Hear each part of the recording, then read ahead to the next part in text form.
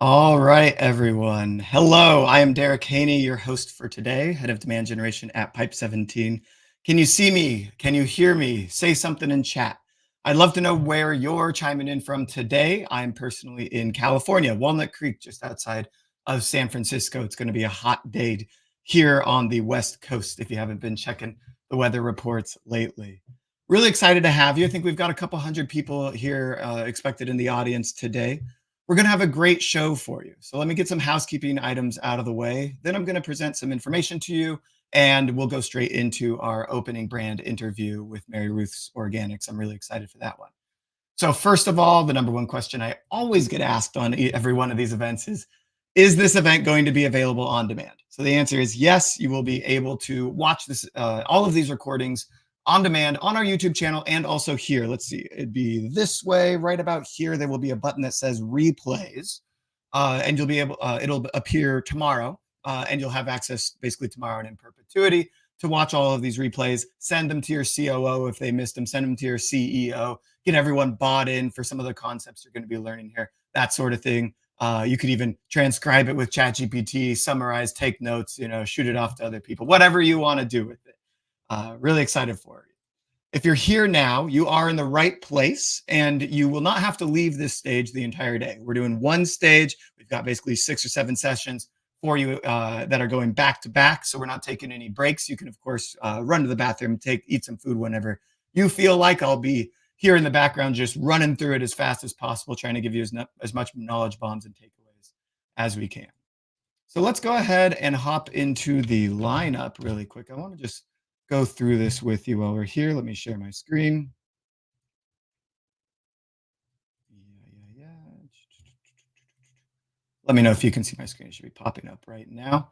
So, like I said, I'll be starting with some insights that we've actually got from our e-commerce operations survey. I'll give you an opportunity to take the survey as well and add to the data set, which would be really cool. Then we're going into the CEO of Pipe 17, Mo Afshar, will be interviewing Victoria Scott from Mary Ruth's Organics.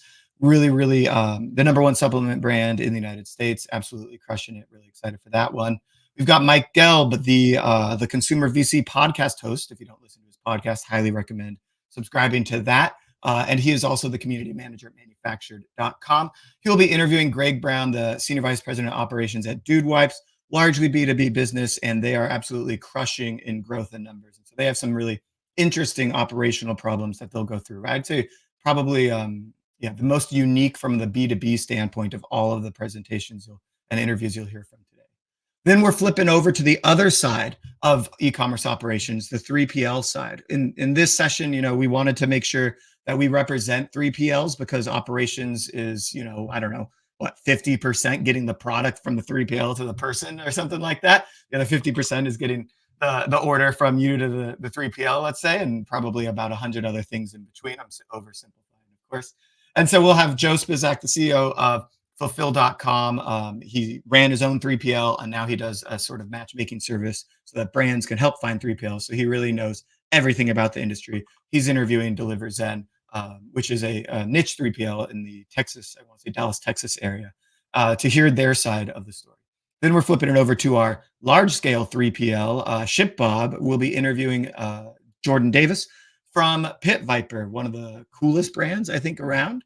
And they are just about to enter their busy season. The summer is obviously a hot time of year for the coolest sunglasses you can buy on the internet.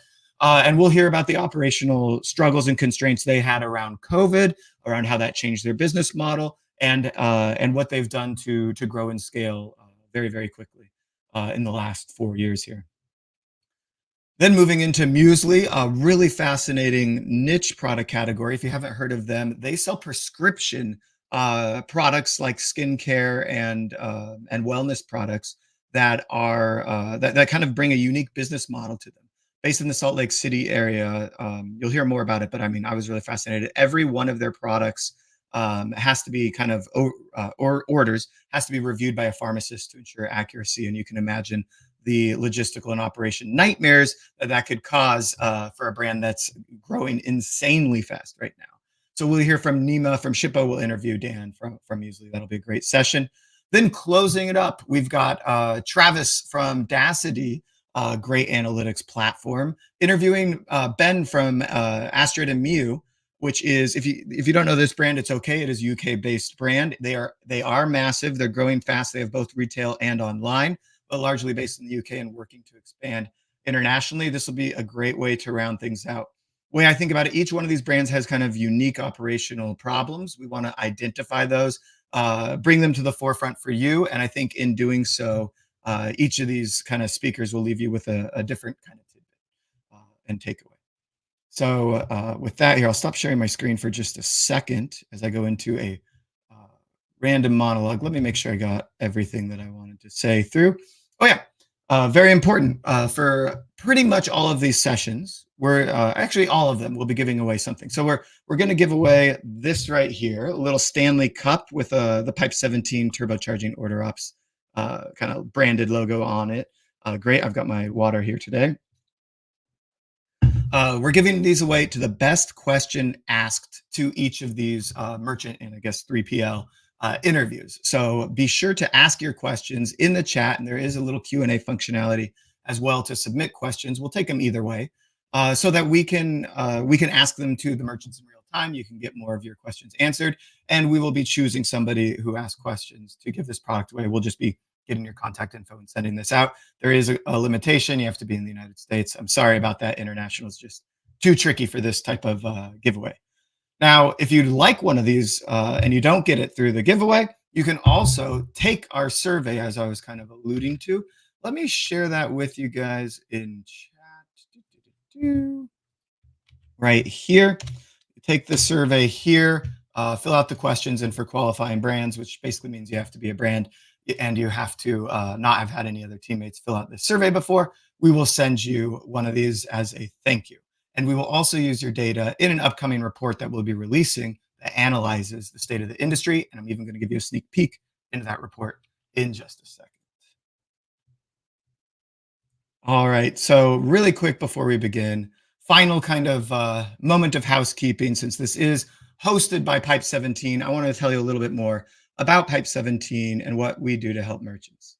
Pipe 17 helps omnichannel brands automate their order to fulfillment processes by connecting their selling channels to fulfillment centers and back office applications like ERPs, and then applying rules and logic to automate the flow of orders, fulfillments, inventory, products, and returns between all of these systems. Saves operations teams dozens of hours of manual order processing, reduces fulfillment costs by up to 25%, as you'll hear from Mary Roos, reducing click to delivery times by up to 50%, reducing order error rates by up to 95%, maybe even 100% in some cases, and getting you live on new selling channels in minutes instead of weeks. So if you're constantly finding yourself stuck in spreadsheets, staying late after large sales campaigns, or scrambling to get your 3PL on the line to avoid order errors, I'd recommend a quick 15-minute call with a Pipe 17 operation excellence expert to see if you can't save 15% or more on your fulfillment costs by adding this turbocharger to your tech stack. I'll drop the link to Pipe 17 in the comments below. I promise that was the end of the pitch for now, at least, as you will be hearing from each of our partners and sponsors just a little bit about them as we go through today's show. Now, moving into a couple of things I want to set the stage with here as we look over these sessions. I think I wanted to analyze and give you some key themes that I think you're going to see from each of them. And so the first one that is kind of the biggest buzzword that I want to kind of bring to your attention, you're going to hear it a lot today. It's going to be about automation and AI integration. From automated inventory management to AI-driven customer service, all commerce enablement technologies today will be positively disrupted and adopting AI into their tech stack. So you're kind of naturally going to hear more and more about it.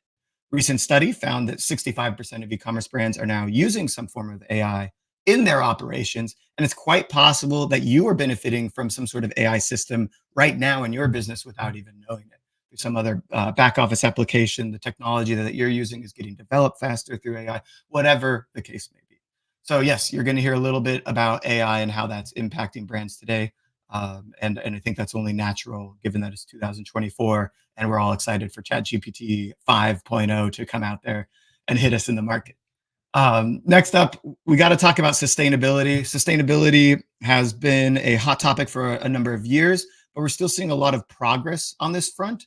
Most importantly, what I would say is that we're seeing continued consumer shift to care. about eco-friendly practices such as sustainable packaging and carbon neutral shipping options and so forth and so on. A recent survey revealed that 70% of consumers prefer to shop with brands that prioritize sustainability, and 50% of e-commerce businesses or more have committed to reducing their carbon footprint by 25% by the end of this year. So I hope that you are one of them, and I definitely encourage you to look into how to do that. It really can benefit the brand in multiple ways, and in some cases can even be cheaper. I want to go ahead and take a look really quick at Mary Ruth's because they are one of the leaders on this front. And this is off topic from the interview, so we didn't want to do it in the interview with Victoria, who I know is waiting for me backstage. Um, Mary Ruth's has kind of dedicated on their site 4 practices that they are working on in sustainable development goals, right? Hunger relief, good health and well-being, which I'd say is the nature of their business and product, educating people on health and nutrition, and taking climate action to reduce their own carbon footprint. And so I think this is something very admirable that can be used as a lesson to other brands in how to practice sustainability in your business, how to incorporate it into what you're doing in a day-to-day way, and just how to do good in the world. So take that off. Next up on the list, I'm almost done with my rants. I can't talk about the future of e-commerce operations and the state of the industry without talking about omni-channel expansion, right? We have TikTok Shop, which you're definitely going to hear a little bit about. Temu, Shein now entering the U.S. market. Nordstrom launched their own marketplace recently. I don't know how that's going exactly, but they did do it. They did launch it. We've got Walmart Canada. Of course, you've got the big player Amazon in the space. You've got Miracle. You've got lots of other networks out there. The trend toward omni-channel retailing and expansion is stronger than ever, with consumers kind of expecting you to be wherever they're shopping, right? They're not going to change their shopping habits for you necessarily. They're going to want you to change your placement habits. For them, it's more important than ever to be investing in omnichannel. We call this the challenge of delivering on the modern brand promise. And we wrote an ebook ourselves about the importance of this since, as you know, Pipe 17, we're omnichannel connectivity software. So we are naturally kind of literally right in the middle of this. So I'll drop a link to that in just a minute in chat. I don't have it on hand, but I'll get it for you. In 2024, 80% of e-commerce businesses reported an increase in sales through third-party marketplaces.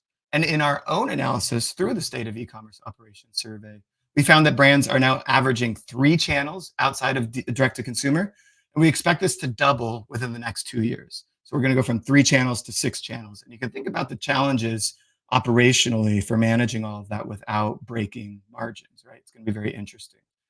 The biggest channel expansion opportunity, which should come as no surprise, is TikTok Shop, with over 30% of the brands that took our survey looking to add this channel in 2024.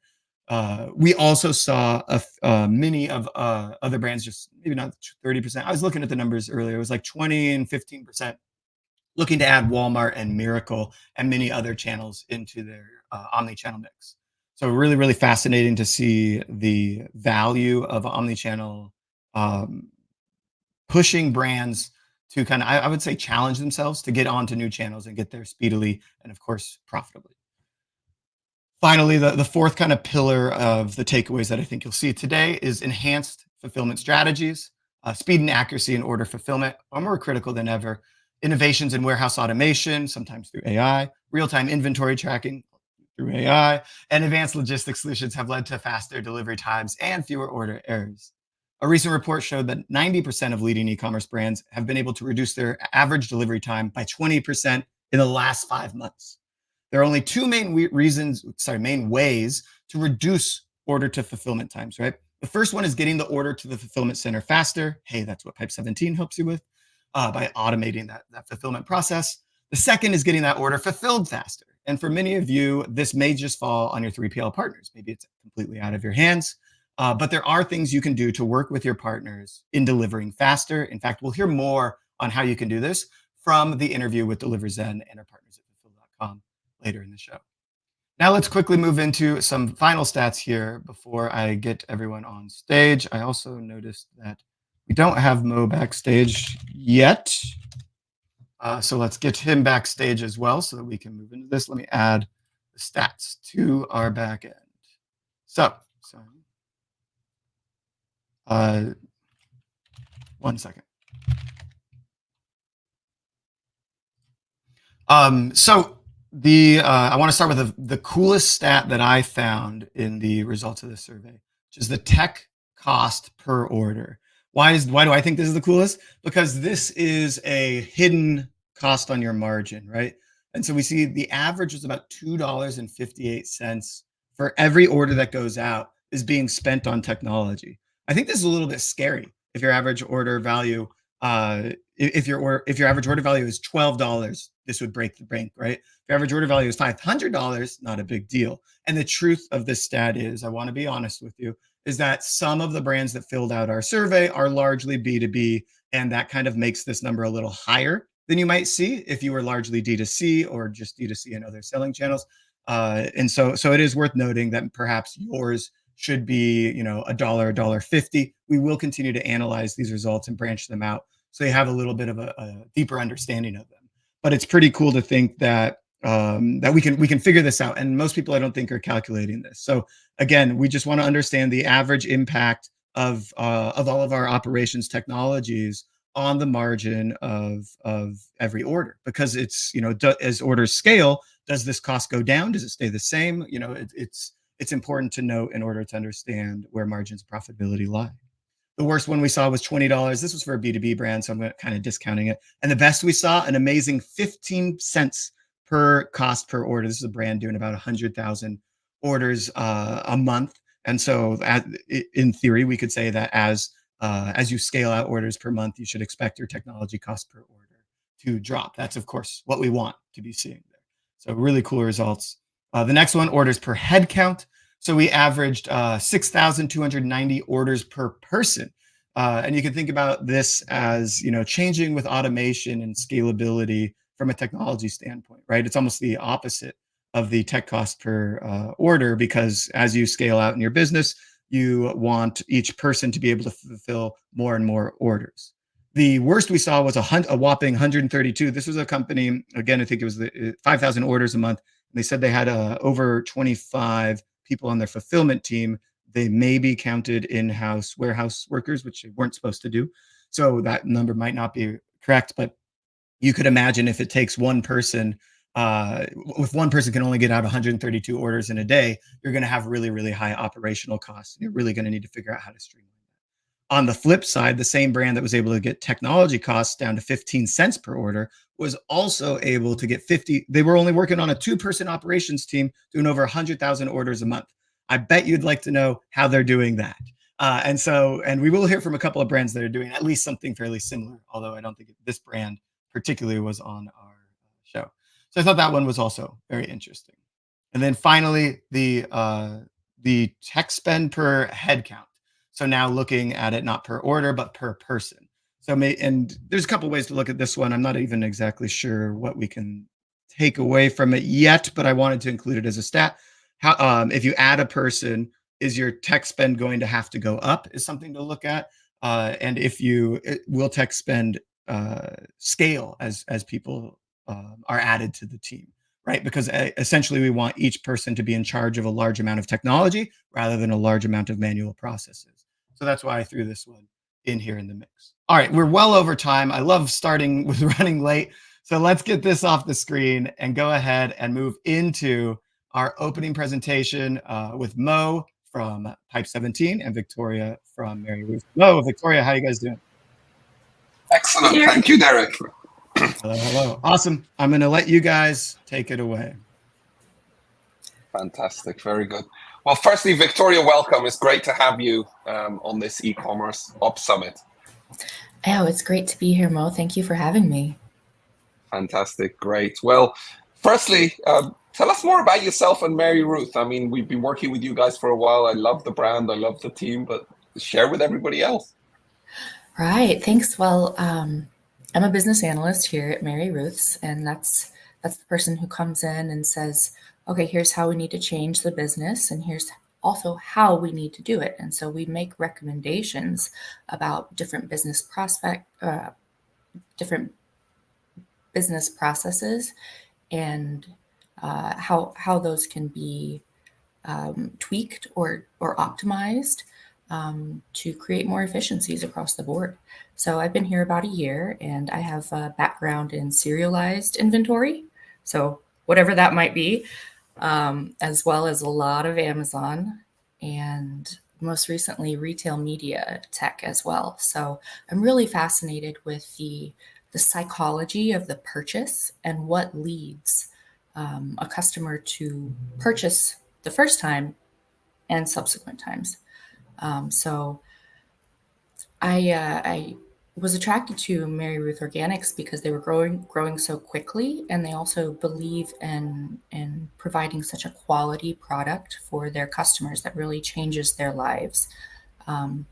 Mary Ruth started the company with her mom, Colleen, back in 2016, and Mary Ruth was a health consultant. Can you hear the train? I'm sorry.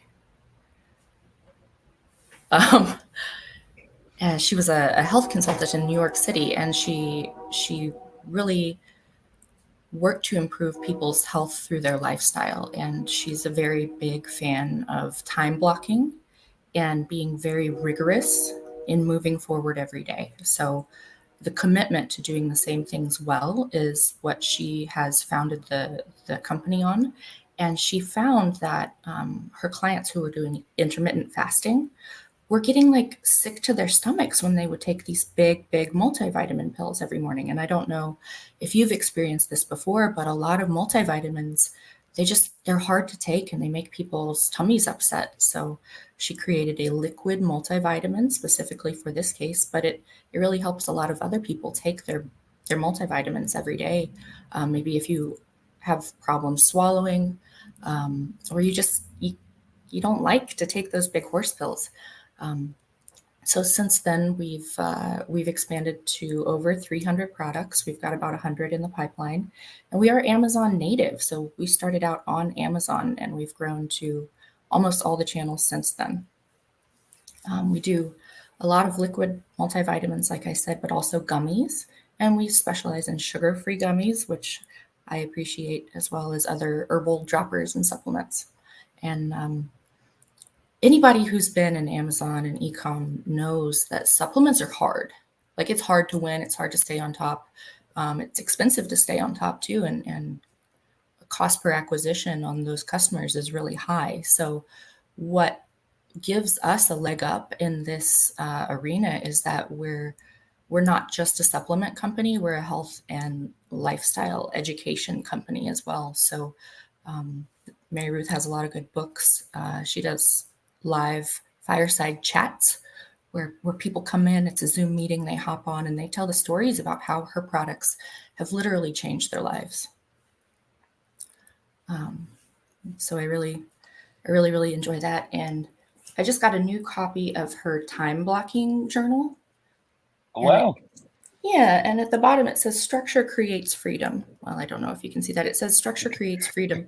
And I underlined that because when I came to Mary Ruth's, there were a lot of all hands on deck situations. Like, we've grown so fast. We're selling a bottle of supplements every 17 seconds. So we've grown really fast. Thus the proliferation of spreadsheets. I know Derek said earlier, like, we want people managing processes and technology instead of spreadsheets. And when I first came in, we'd grown so quickly. The only way to stay on top of that was to hire more people, let them manage a spreadsheet, lots and lots of manual processes. And I've taken Mary Ruth's motto that structure creates freedom, and I wanted to bring that to the order management process. So my boss joked the other day that he was going to get me a hat that said spreadsheet killer. And so now that's an inside joke that I'm the spreadsheet killer. But we don't just hate Excel. We use that, for other processes, but not things that you need to do every day. So we want to focus on letting our people use their brains and their hands for smarter things other than just manual updates. That's an amazing, amazing story. Innovation clearly is at the heart, I think, of everything the company does, and customer centricity. So help, I guess, help the viewers understand a little bit. How does everything work from an operational perspective, from a sales perspective, from an IT perspective? Where do you sell? Where do you fulfill? Just give everybody a sense of the size of the business, because we know it's a pretty sizable business end to end. Yeah, we're moving a lot of product, and of course we started out on Amazon, but that's not where everybody wants to shop. And I do believe firmly in meeting the customer where they're hanging out, not only with the opportunity to purchase, but whatever else they need, whether that's an incentive, whether that's information, whether that's oh, that's for me too, because we process the sale with our eyes, and we have a very short amount of time to figure out what is something, A, what is something, B, how do I, if it's for me, and then C, how do I get it? And all of this stuff happens in our brains very, very quickly. So of course we started out on Amazon, and we've optimized that process. We've got a great team there who are just, every time you turn around, we've got a new bestseller badge or Amazon's Choice badge. And it's, we want to get people pins for their shirts about how many number of bestseller badges they get.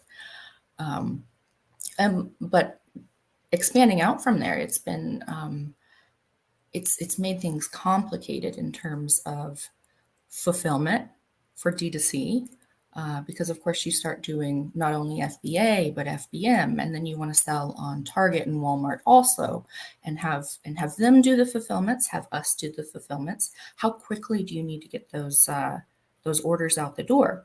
Okay, so now we're growing big. We've got more products. We're selling more stuff. It's time to get more warehouses, right? More warehouses.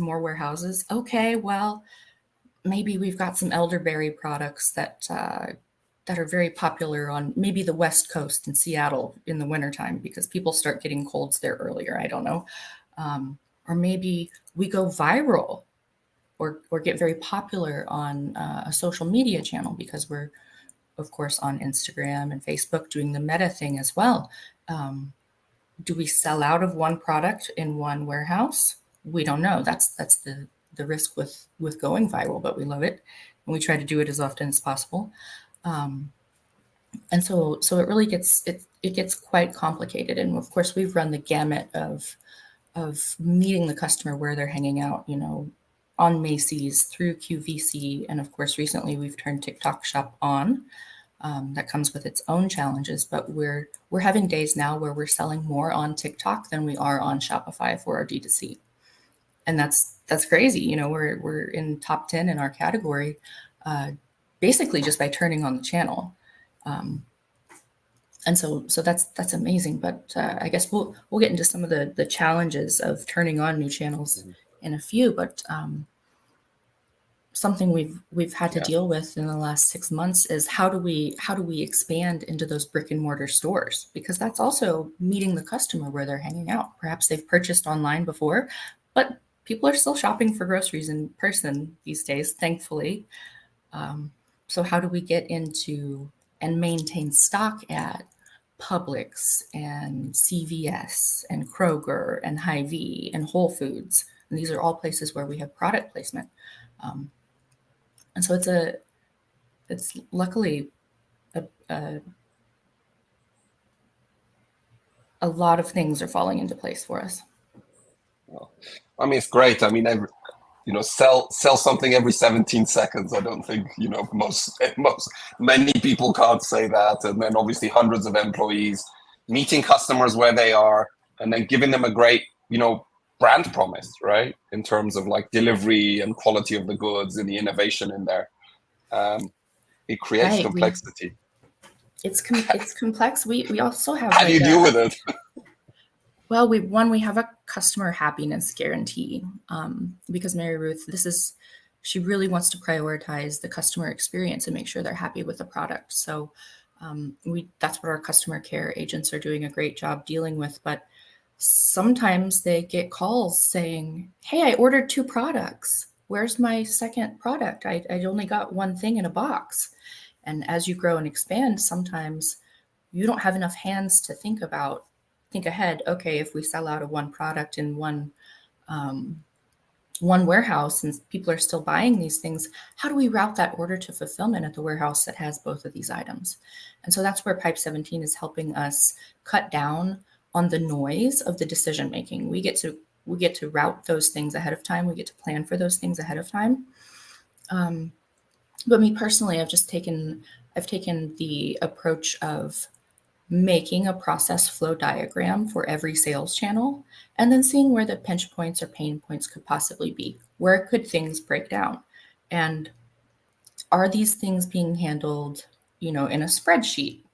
How often are they being handled in that spreadsheet? Should it be daily? Because for these channels, we have different requirements to get those customers their orders. So it's a lot of moving parts. A lot of moving parts indeed. And of course, the question obviously arises is, how do you optimize all these moving parts? We know you guys have an ERP, you guys use NetSuite as a source of truth, and a whole bunch of other systems. What are some of the key things that you're doing to optimize your operations as you grow and innovate and expand? Well, one thing for sure is being able to route those orders to fulfillment at the warehouse that they need to be fulfilled at. That's because, like Derek said, half of it is getting the product and another half of it is getting it to the customer. So that helps to get the order to the customer on time. But in terms of getting the product into our hands and into our system, Pipe 17 has really helped us on our purchase order process, because if you can imagine, we're ordering a lot of product, and we may not know on the day that we order that product which warehouse we need to send it to. So Pipe 17 actually worked with us to develop an ASN system where we don't have to specify where that inventory is going until we know which truck it's on. And it really cuts down on somebody having to go and update a spreadsheet, call the warehouse, hey, did you get that product? Okay, now I can update the system and make that inventory available for allocation. It just happens automatically instead of having a 48-hour lag time where a diligent and talented human had to go in and double check a bunch of things. Lag times are bad, as I put into the chat. I guess kind of at a higher level, as you think through things, how are you thinking about the direction forward? So clearly you've certainly got a great handle on where you are. You've got a platform in place, Pipe 17 plus NetSuite, but think strategically about the supply chain, about how you handle Amazon, how you optimize shipment. Just give the audience a sense of like, what's next? So now you've done the automation, everything flows, the data synchronized. What comes next? So something that's been a big deal for us and probably anybody else selling on Amazon is that I guess Amazon's not making enough money. They decided they're not making enough money. And so they've pushed the burden of shipping inventory to their different distribution centers or fulfillment centers back onto the seller. So instead of sending 500,000 units into one warehouse, Amazon is telling us, no, send 100,000 units here, send 50,000 units here. And that created a lot of confusion for us to decide to move inventory, start organizing that movement of the inventory in for those FBA shipments, and then to be told, oh, wait, split that order into 5 different transfer orders. Otherwise, well, if you don't want to, you have the option of paying a $5,000 placement fee. I don't think that's feasible for most people or businesses, or that you want to do that. So that complicates the game, and that increases the touch points that our employees have to go through and double check. It increases the number of emails back and forth to the warehouse. Oh, hey, did you get these correct shipping labels, this, that, and the other? And so really slowing it down. And we're moving towards utilizing Amazon Freight. And so having these things all organized and ready to go so that our employees are focusing on creating and checking the shipments instead of just being clear about how many units need to go on which shipment. That's really the next step in our business, and that's what we're configuring right now, is that automated handling of splitting TOs into Amazon, and even being able to do it, from different warehouses where we have the inventory if possible. So it's leveling up our employees basically on all terms. So if there's a chance to interact with technology that has anything to do with inventory, we want these things automated. We want them kept in a system where we don't have to do edits, and that reflects back to NetSuite as our source of truth, like you said. Look, I think that's a great, tidbit of advice, because obviously, as you know, as the volume goes up, and you guys are, $500 million business. So as the volume of stuff goes up, and then more and more transfers being done between warehouses, doing it with spreadsheet ends up being incredibly hard, right? And so having, 100% on-time delivery can make the difference between incurring all these costs from Amazon or Walmart or others that you're shipping goods to, and not incurring them and saving them. So that's definitely very, very significant. I think it's a great takeaway for the audience, because I think, many people out there use, Amazon multi-channel fulfillment. They use fulfillment by Amazon, but having to figure out, break down where those shipments actually should be sent to, which is, I think, what you're saying needs to be done to save money, is something that requires automation. So thank you for that, Victoria. So Victoria, you talked a little bit about order operations as a concept, and we talk about it a lot, but what does it mean to you? To me, I think back on like the industrialization of food and consumer packaged goods. And really, Ray Kroc said that the French fry was his canvas, because somebody told him, like his French fry supplier told him, hey, McDonald's is not in the business of selling hamburgers. You're in the business of selling French fries. So although Mary Ruth's may be in the business of supplements and health, I'm in the business of getting orders on time in full to my customers, whether that be, a big brick and mortar retailer, or a lifetime customer who's purchased 100 times from us and has subscriptions, or maybe somebody who's trying out a new product. Because it only takes one cold French fry. If we relate back to that analogy of the French fry being your canvas, it only takes one bobble along the way, because this is a premium product. We're sourcing ingredients that are organic, premium. The customers expect to be kept up to date about if there's been a delay in their order, or if they're going to be receiving a split fulfillment. If we have to do that, we try to cut down on split fulfillments as much as possible, because it not only costs us money, it's bad for the environment. It's just hands down silly. So for me, order management is the art of delivering on time and making that smile that's expected from a customer. So really cutting down on all that complexity and focusing on what is our actual product here. It's a happy customer. It doesn't matter how many spreadsheets we have to kill. What is going to create that customer experience? And I think channels like TikTok or TikTok Shop, they're pushing the boundaries of customer expectation for delivery, because we just found this out recently. Say I order 3 or 4 things in my cart on TikTok Shop, and I get 3 of those things, within 48 hours, because I live near Austin, Texas. There's quick fulfillment. But TikTok Shop is going and they're refunding my entire purchase if I don't get that last line item within 3 days, the entire purchase. And so they're really committed to that customer happiness kind of thing, and the quality of the shopping experience, because they don't want people to leave the channel. They want people to continue to purchase there. So it's realizing what the customer wants and giving it to him, making sure they get it.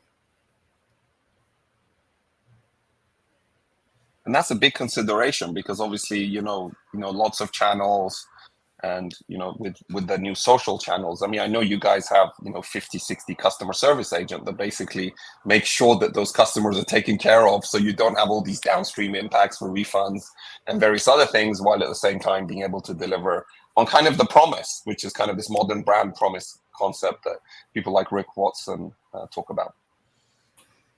Right, right. And another thing I wanted to bring up was on some of these channels, they're offering incentives to, like on TikTok Shop, on Meta, they're telling us as the sellers, we'll give you a discount, but we'll pay for it. So then the customer pays, 75% of their cart. The channel is not paying us that other 25% of that order until after fulfillment. So when this first starts out, when we first realize what's going on with this offer, it's great. You have to take advantage of it. You have to be first mover. How do you get that order to fulfillment? It's customer care people going in and recreating an order in another system and then manually setting a reminder to go back and cancel this one in the other system. It blows your mind, but that's what it takes to stay ahead of it. And then we've been able to turn around, to Pipe 17 as a partner and say, hey, we're experiencing this problem. How can we innovate the solution? And, you guys have already thought of it and it's ready to go.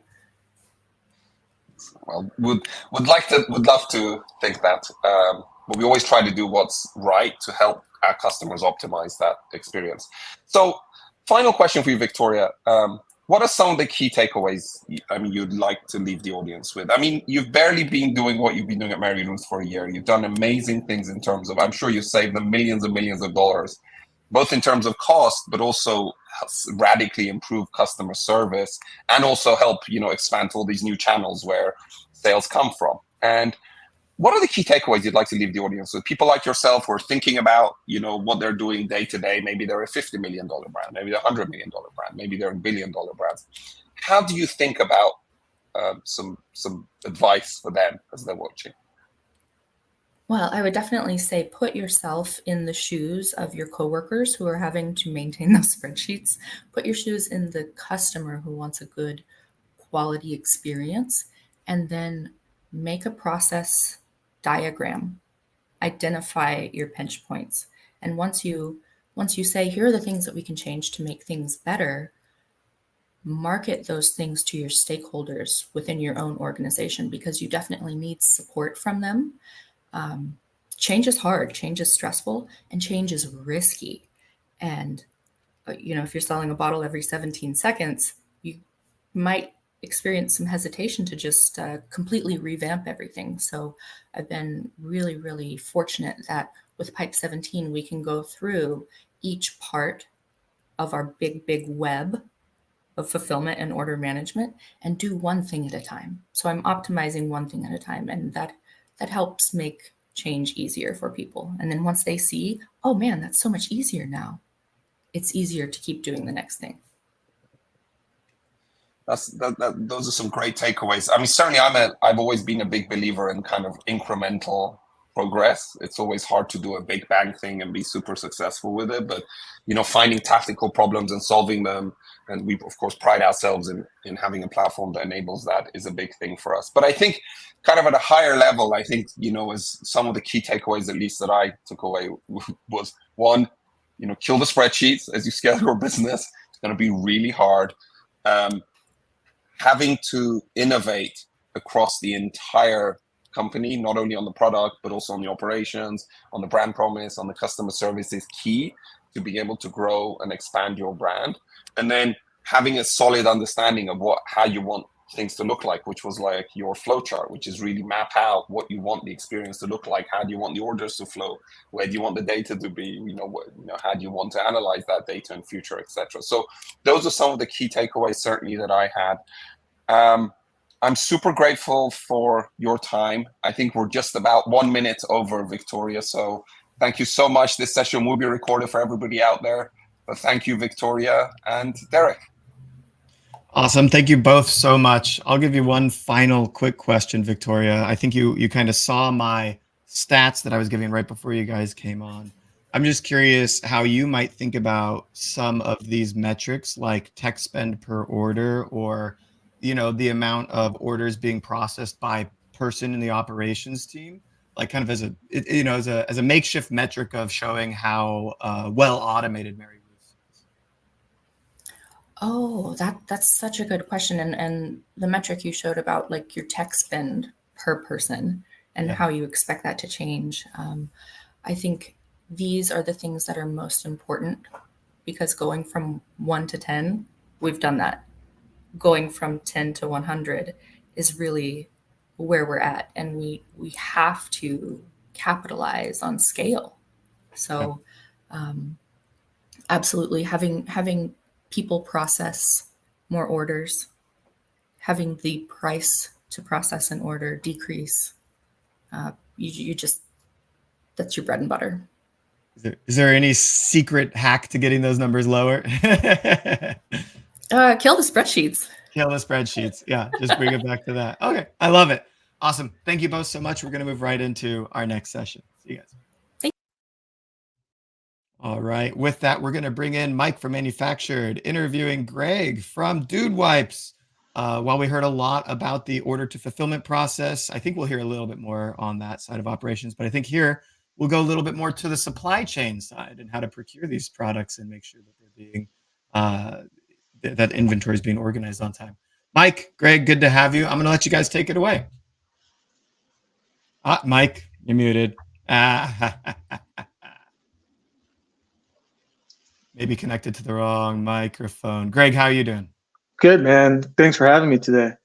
Yeah, good to be here. Mike, yeah, hit the settings button and check which audio mic you're connected to. I know Hello? you switched. Can you hear me Yeah, now? there you are. All right. Good Awesome. to go. Forgot to click a button. My bad. Derek, thanks No. so much for having us. Really appreciate it. Thanks for Pipe 17 for having us. Definitely everyone should be following Derek on LinkedIn. He posts a lot of great helpful content, as well as Pipe 17. So really appreciate you all having both Greg and I here. Thank you so much. All right, fine. I'll plug the newsletter down in the comments. Thanks so much, guys. Yeah, there we go. Plug it. Plug it. Honestly, Pipe 17 has amazing summits, amazing conferences, and amazing dinners, and what have you. So follow along them.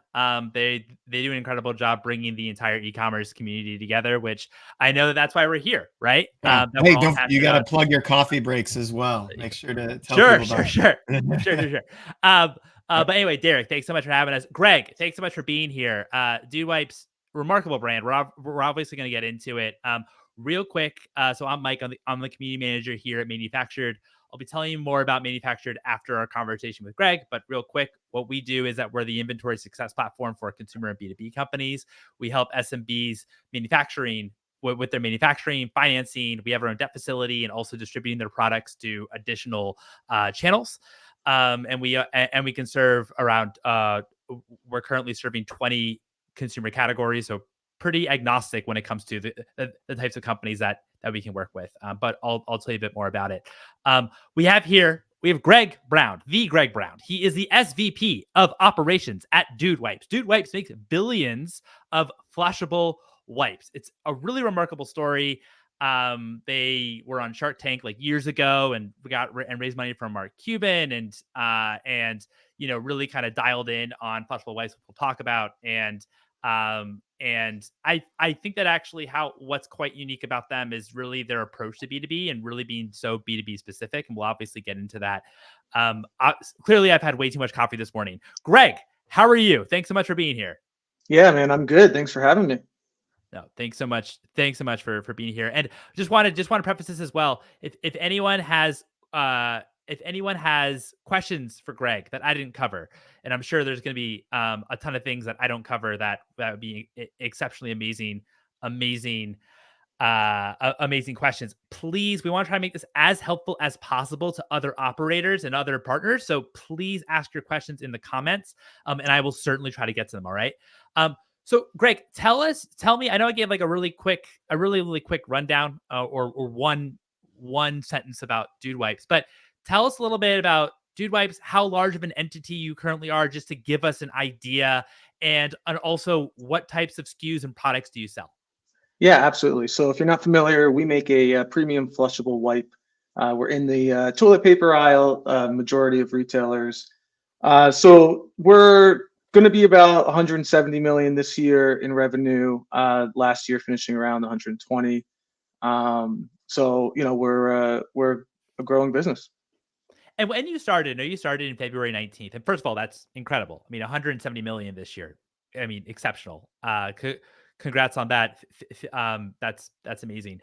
I know you joined Dude Wipes in February 2019. Where was the business at when you joined in terms of stage and revenue, and also maybe Yeah, from a channel perspective too? yeah, we were scaling.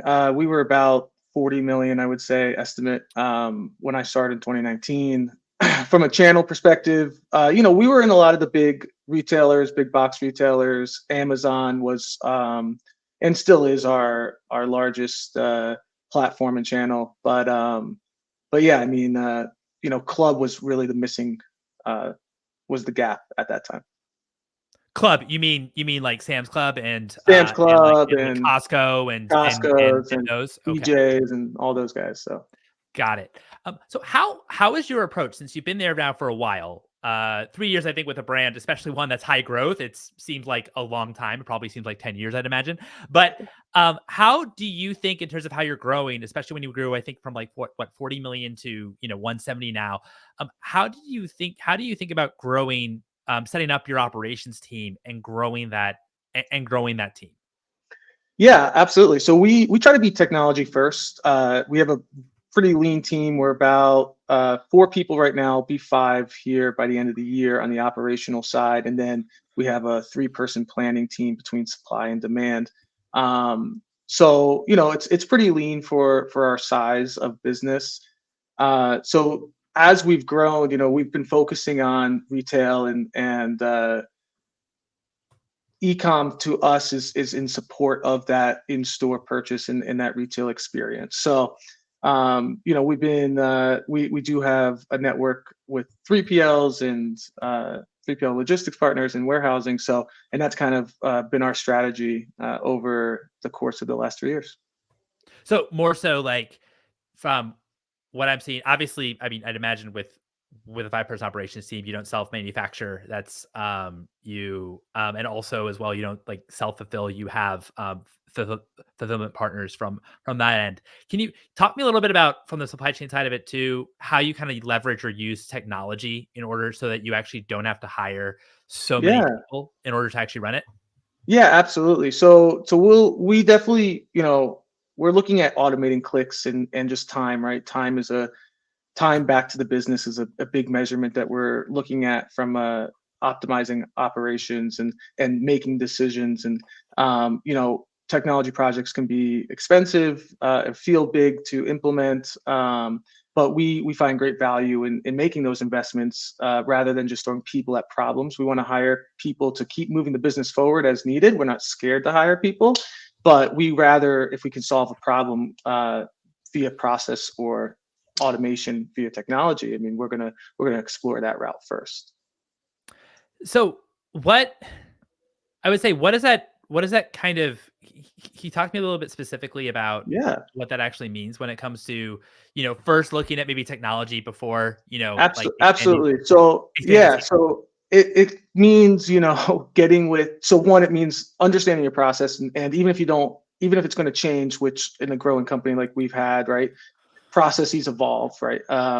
So we're looking for what is our end goal? Where are we trying to get to? Because that end goal is not going to keep moving. That's the target that we're trying to attain. So even though how we get there might continue to shift. So looking at technology is going to be really breaking that process down, understanding where those bottlenecks are, and then it could be scripting within our ERP system to automate things. It could be sourcing new pieces of technology, like new software or automation, or leveraging different types of AI. That's a big thing now, right? And that we're just trying to get the team to use in their day to day, and we're still figuring that one out. But yeah, and it's just trying to always make sure that everybody's being very vocal if something is redundant or it probably can be automated. So it's really making sure and empowering everyone on the team that like they have a voice to tell us like, hey, this is painful. I'm doing it all the time.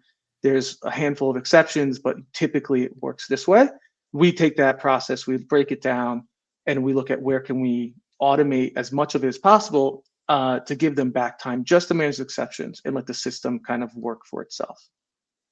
And so is that you all in-house kind of building some of your own systems, or is that It's using not kind of off the building our systems. It's it's building on top of the systems that we have. So sometimes it's as easy as automating Excel sheets, which we try to get out of Excel as much as possible, but sometimes you still need it. So it's adding some VBA code, which would be things in house. We have an analyst on the team who luckily can do that, and we put him let him tackle as many things as possible. Or it's leveraging and working with our partners. We also are on NetSuite, and it's like adding scripting and customization on top of that type of tool. Or it's integrating right with e-com platforms and other things to create better visibility with our partners. So building robust integrations to make sure our source of truth and visibility is as accurate as possible.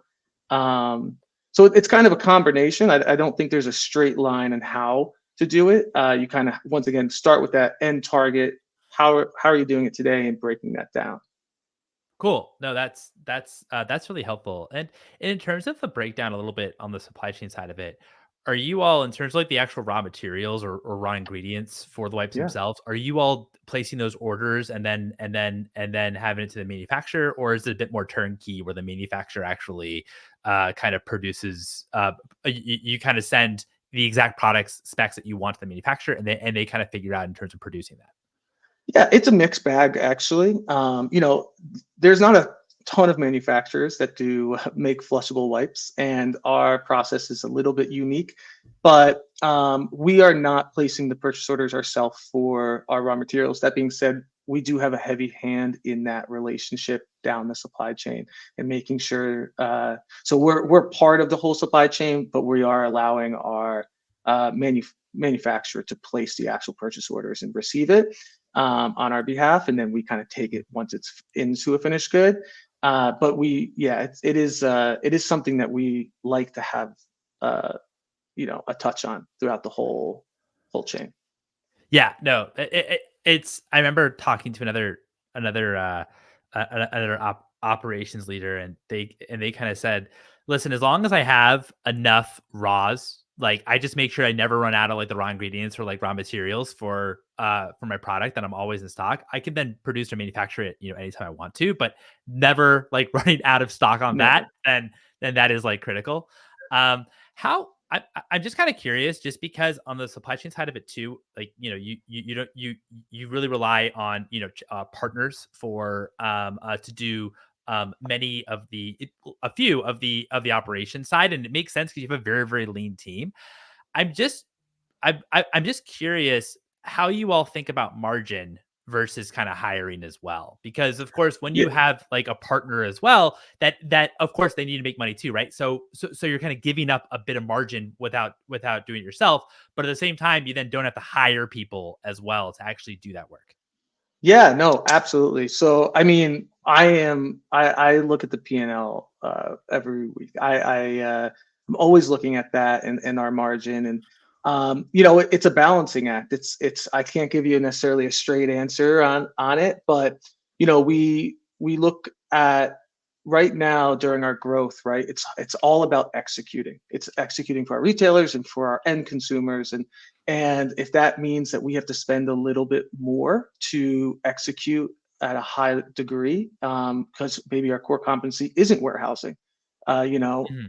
then we're going to do that. And as the business matures and grows, we'll continue to reevaluate and maybe shift things more in house to kind of get a few extra margin points on below the line. But right now it's really our focus is growing the brand, executing for our customers, both our retail customers and our end consumer customers, and giving them the best experience, which we feel we can best deliver via using some of these third parties.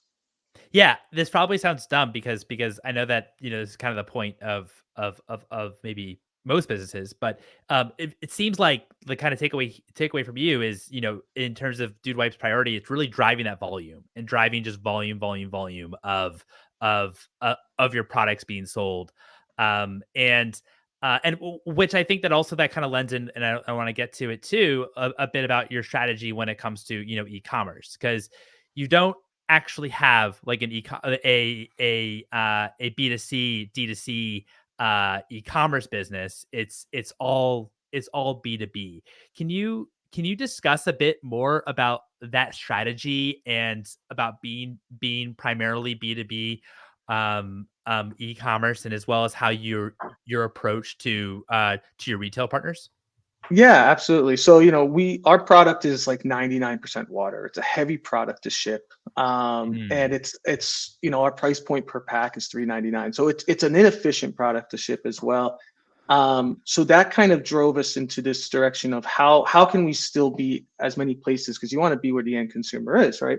So obviously there's a lot of great e-com partners out there, so we lean in on those other platforms, allowing them to fulfill for us. From an Amazon perspective, it's Amazon vendor for us, or for Walmart. We have a heavy presence on Walmart's e-com platform as well, and by leaning in, and then other retailers as well. I mean, we lean in on all their platforms and allow and try to enable their omni-channel to take hold, and they're already closer to the customers than we are, so that fulfillment piece is a little easier.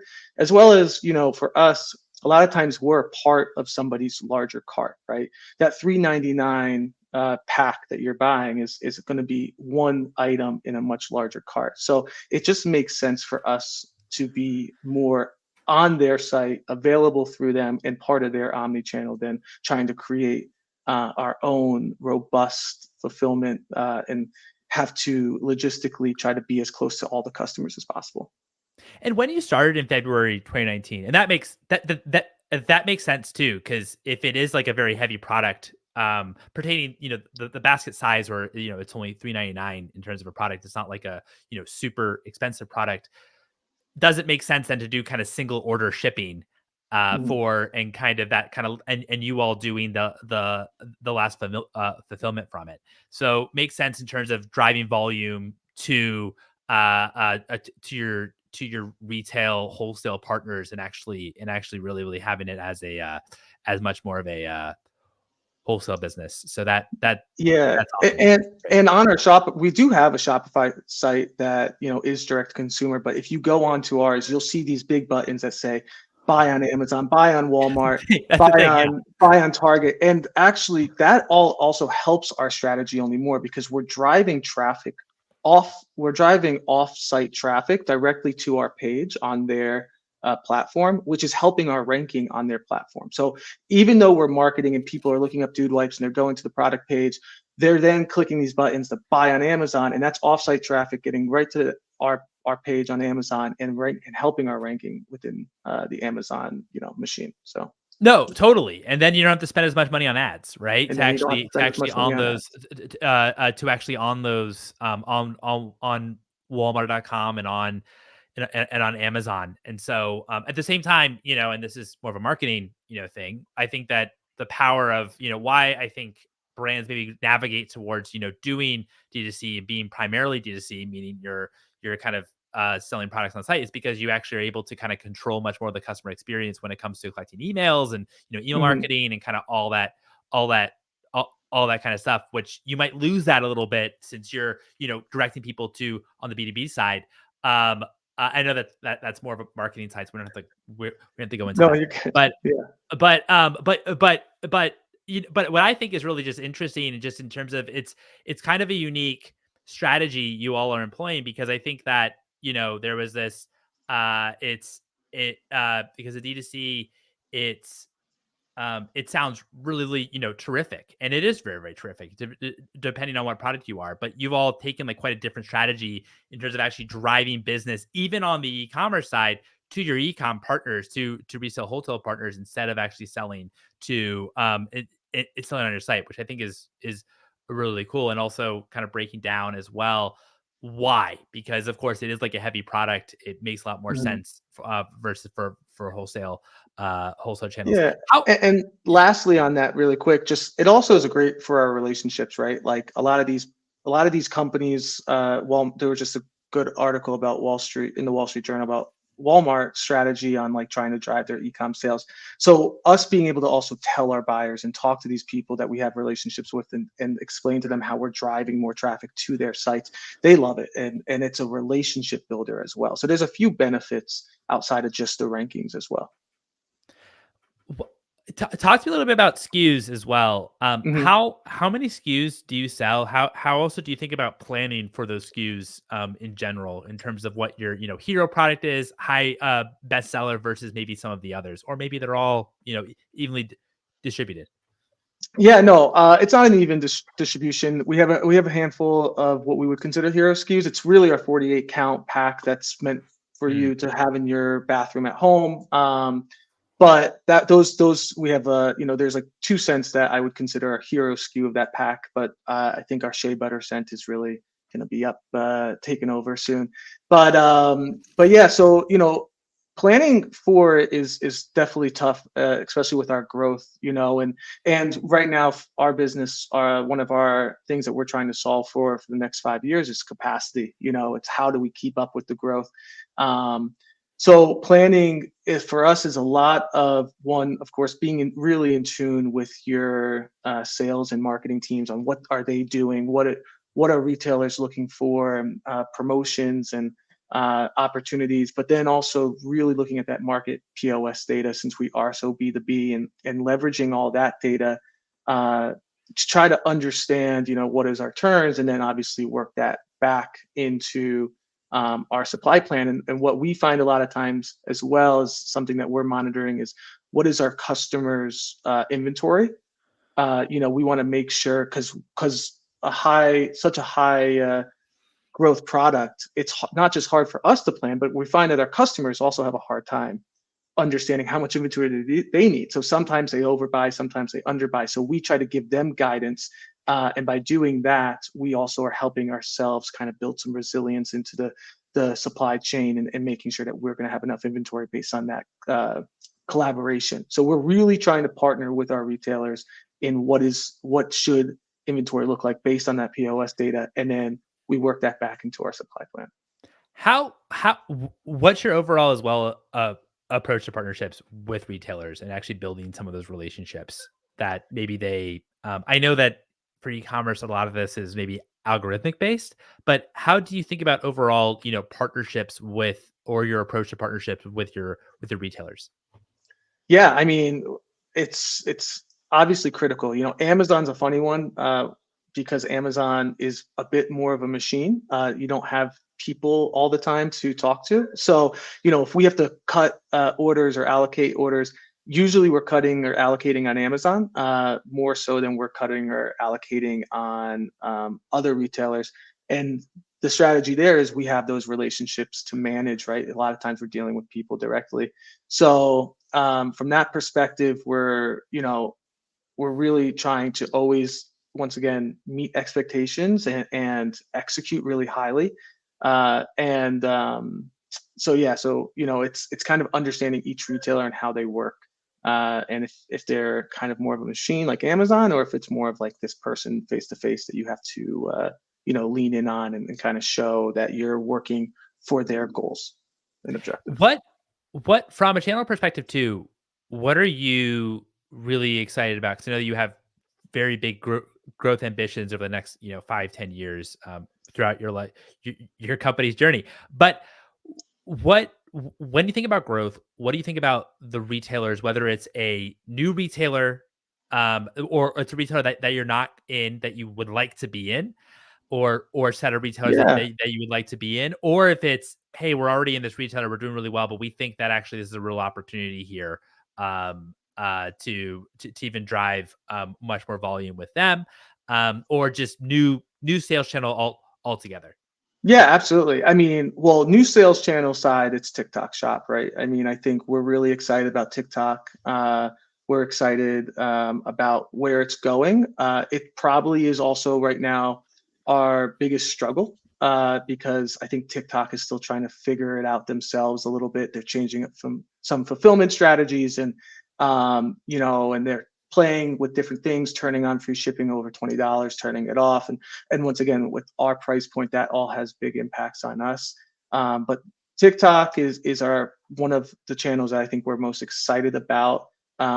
Just because, Dude Wipes, we do have a fun brand, and we have this creator platform, this ad creator platform. We are an open ad creator, if you're familiar with TikTok and how it works. So, we have over 4,000 creators who are trying to take advantage of what we're offering on the back end. And it's just, it's really exciting. We see it being a really big potential channel for us. But once again, TikTok's changing their strategy almost every week right now. They're trying things themselves. They're trying to figure out what this looks like. So we have to be really flexible in leveraging and working with them on what their objectives.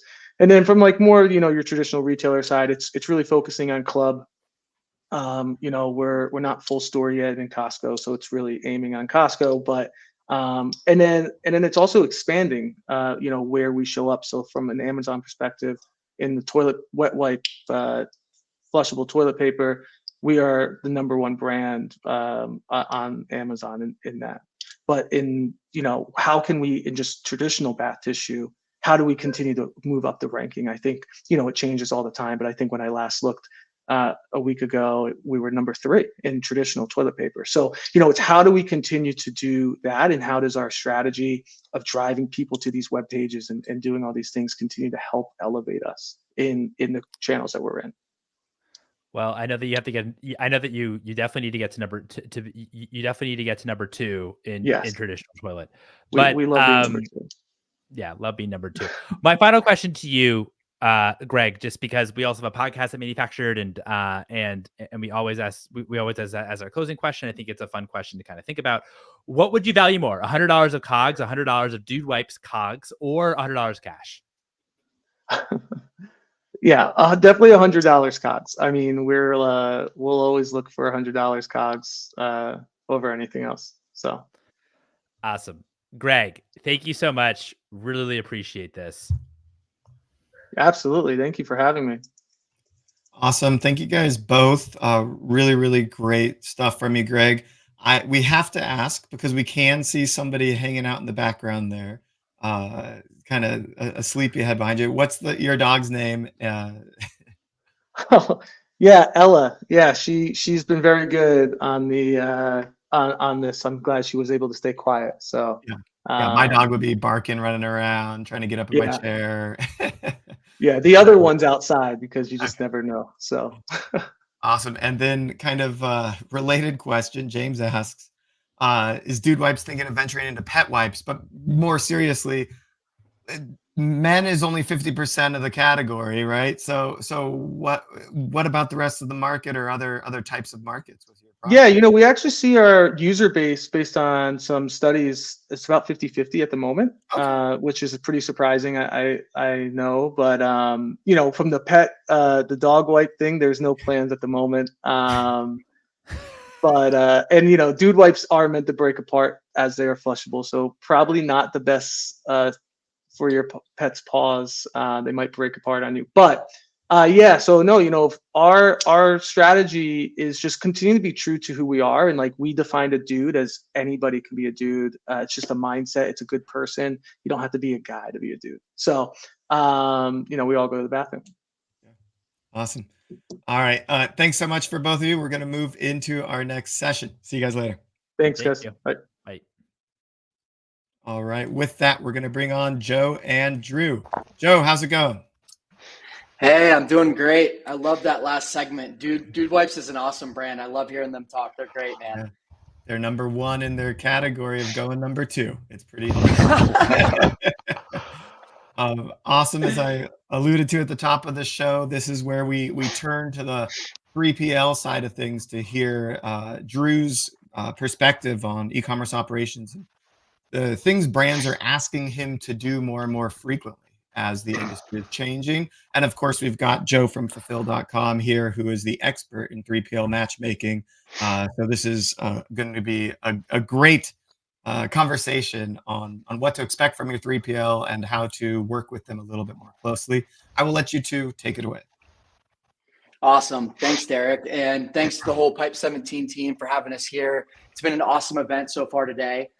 Really quick background on myself. My name is Joe Spizak. I'm the CEO at Fulfill.com. What we do at Fulfill, we are a matchmaker that helps a little over 300 e-commerce brands a month find the right warehousing and logistics partners. We have over 2,500 3PLs in our network. And today we brought on one of our favorite and best 3PLs to work with, Drew Horner, who is the CEO at DeliverZen. So Drew, maybe I'll hand it over to you and you start with a background on yourself and your guys' company. Yeah, absolutely. Thanks, Joe. Thanks, guys, for having us on. Drew Horner, CEO and founder of DeliverZen. We started in 2017. We've been growing really big kind of since then. I say really big we're a niche 3PL for sure. But typically what we focus on is 90% of our business is going to be the cosmetics and wellness space. But really, there's other products we have in here. We do apparel, we've got jewelry, we've got accessories in here, we got purses and bags as well. Kind of in a nutshell, anything that's under 5 pounds that fits in a shoebox is what we can do for you. But our main niches are going to be that cosmetics and wellness space. Our mission is to deliver the best service in the order fulfillment industry. I think we might expand on it a little bit here in this part, but yeah, that's a little bit about us. Awesome. Yeah, thanks for the background, Drew. And I already know these details, but I want to fill everybody else in on the call. Tell us just kind of some high level specs on your guys' operation as well. Like how much square footage are you guys working with? What part of the country are you located in? Warehouse management system technology, any type of additional details you could give would be great. Yeah, totally. So our WMS platform is a great partner. Huge fans of these guys. Ship Hero, great platform for those guys. Awesome system to use. And then we have about a total of about 120,000 square feet now between 3 different facilities here. So we started in the location we're here now, which is 34,000 square feet. We've got we have fully climate controlled here. We're fully climate controlled down the road as well, which is a 40,000 square foot facility down there. Then we have an ambient warehouse that's 40,000 square feet, about 4 minutes away. This next year, we're actually looking at bringing all that together, which is super nice. Hopefully anywhere from 80 to 120,000 square feet of climate controlled, which is kind of nice. North Texas is a great area to be for a lot of that, but climate controlled kind of comes needs when you have gummies or CBD type products or whatever it may be, or wellness. We do a ton of integrative health products, vitamins, pills, those types of products as well. So climate controlled is pretty, it's a need for a lot of that. Pre-workouts in here, a lot of clumping kind of happens in different type of hot weather climates. So that's what we focus in, and that's kind of the background as far as size and capacity goes for us. So we do a lot of omni-channel. 30% of our business currently right now is retail stuff. So we're shipping to all Targets, all Ultas. We're shipping to Walmarts as well. 70% of that's going to be D2C, kind of standard pick and pack. We do a lot of custom kitting. A lot of point of sale displays as well. A lot of bundling stuff that customers needs. And so, yeah, so everything from big retailers, Nordstrom's, kind of the Target, Walmarts of the world, to boutique retailers or even Vitamin Shop, HEB, all those, all the way down to the kind of the small, the cosmetic shops to cosmetologists, skincare, little store mom and pop shops as well. So, yeah, it kind of gives us that background, and the partners that we have are great. We have to have great system partners to handle that. Ship Hero is one of them. I gave them a shout out earlier. Pipe 17, great system. So yeah, there's a lot of ways that help really give us that foundation to serve our customers well. That's awesome. No, really appreciate the background. I think that sets a good stage to kind of dive into what everybody's here for, is to learn more about the e-commerce perspective. So maybe just a good general question to start. Talk to us a little bit more about, some of the biggest challenges that you're seeing with e-commerce brands that they're just having with their shipping and fulfillment in general today. Yeah. So the way I would probably answer that, we can kind of name off the challenges. Like at a high level, it's like, hey, just quality of service. So are they hitting their OTIF scores? Are they able to meet the retail requirements? Are they getting your orders out on time? Anybody should be able to pick and pack a product. Anybody should be able to put a product into a brown box. Like that's not an issue. That's like the easy stuff. It's more so the biggest pain points that people are facing are the quality of that across multiple sales channels, typically Amazon, retailers, whether it's Walmart.com or drop ships, whatever it is. And then being able to have that confidence to be able to focus on just sales and marketing. Dude Wipes is a great example, by the way. He's talking about it. I guess they're a 5-man ops team, which is awesome, with a network of 3PLs.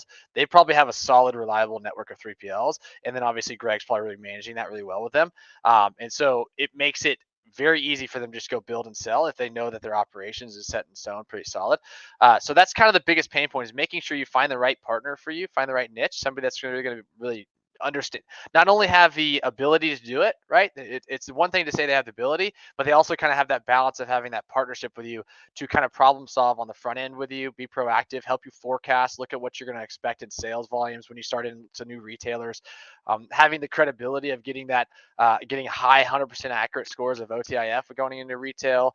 So some of the pain points is really not necessarily finding a 3PL that can do it, but finding the right 3PL that's going to partner with you to be able to service that omni-channel fulfillment that you're going to need as you kind of scale to hit into retailers with that accurate stuff. So you don't get fined back and pushed back, and help you forecast that as well. Yeah, I know like retail fulfillment requirements are very stringent, and like, Walmart's like the classic example. If things aren't, palletized a certain way, or you're not hitting certain dimensions, like they will ding you hard from a monetary standpoint. Yeah. I want to come back to an acronym that you used, OTIF. Yeah. I've been in fulfillment for a couple of years now, and I'm actually not even sure what that means. Can you just tell me what that is? Yeah, on time in full. So it's on time in full. We got the reason that typical retailers will use it.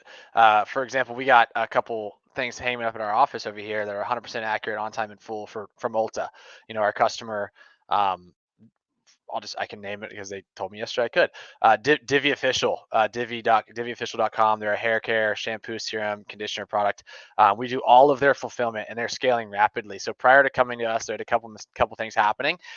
Inventory was a mess. They didn't have inventory transparency or accuracy. It was huge. So we got it within 3 months. We got it pretty quickly organized for them, made sure it was 100% accurate for their just financials and reporting. But we also went from I think it was about a 60 or 70% OTIF score with Ulta. Ulta was threatening that they weren't going to expand them into multiple stores or anything. Coming to us, they've been with us for about 1.5 years now, maybe 2 years. We got a 100% grade on time in full score for the past, I think 1.5 years since they've been with us, once we fixed everything for them. So what that allowed them to do was go from the test phase, the pilot of how many stores they were in Ulta, to now go into all Ulta stores, which is awesome. And now Ulta's expanding some other things. I don't know if I can speak to it now, but I'll keep that quiet. But they're launching into all of Ulta's new stores that Ulta's building out, but also allowed them to get into Ulta by Target, which is great. So that was really important score for that customer to get. So that OTIF score is pretty clutch when it comes back from retailer partnerships and relationships. No, that makes a ton of sense. And, that gives confidence to the category buyers, to the retailers, that they can actually scale successfully with you guys. And, if it's a good product, they'll look to buy more product and then scale it out through their different locations. I think that's a good transition into my next question.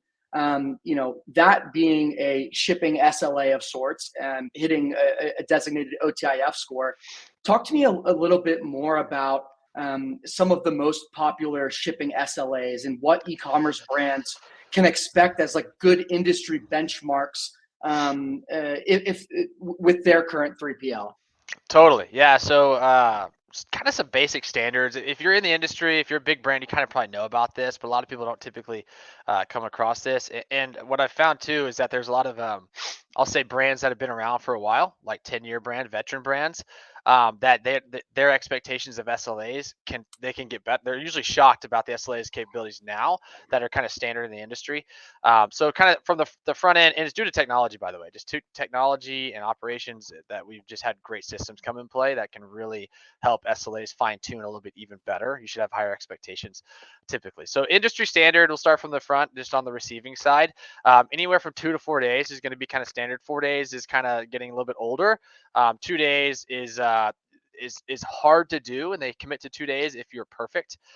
We do a 3-day SLA on our side. Our average is about 1.5 days typically to receive in if stuff comes in clean, meaning just kind of with the right barcodes on the products, right SKUs, right pallets, labels, everything. It comes on time, different requirements there. We're not too picky about it, but if it comes in clean, typically about 3 days or 1.5 days for us. But a 3-day SLA is going to be reasonable for you and your operations team.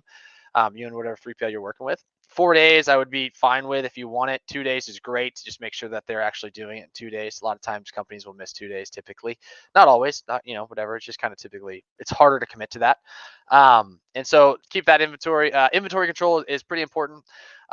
Inventory control anywhere from a 0.02 shrinkage allowance out to 2% shrinkage allowance is typical.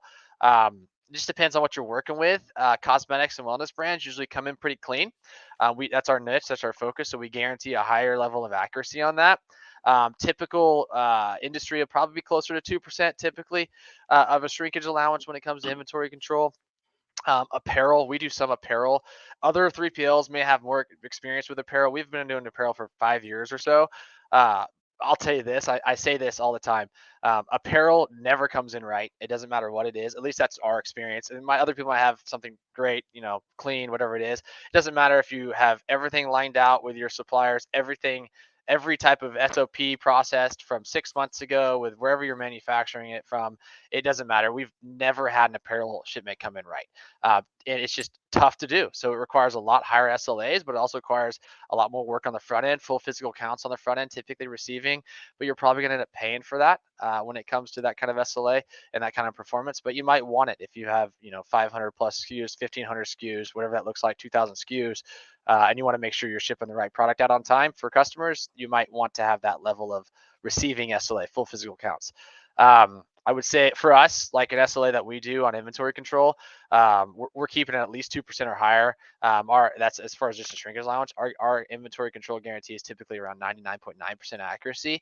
And so that's because we're counting inventory, full physical counts, getting through every customer twice every year.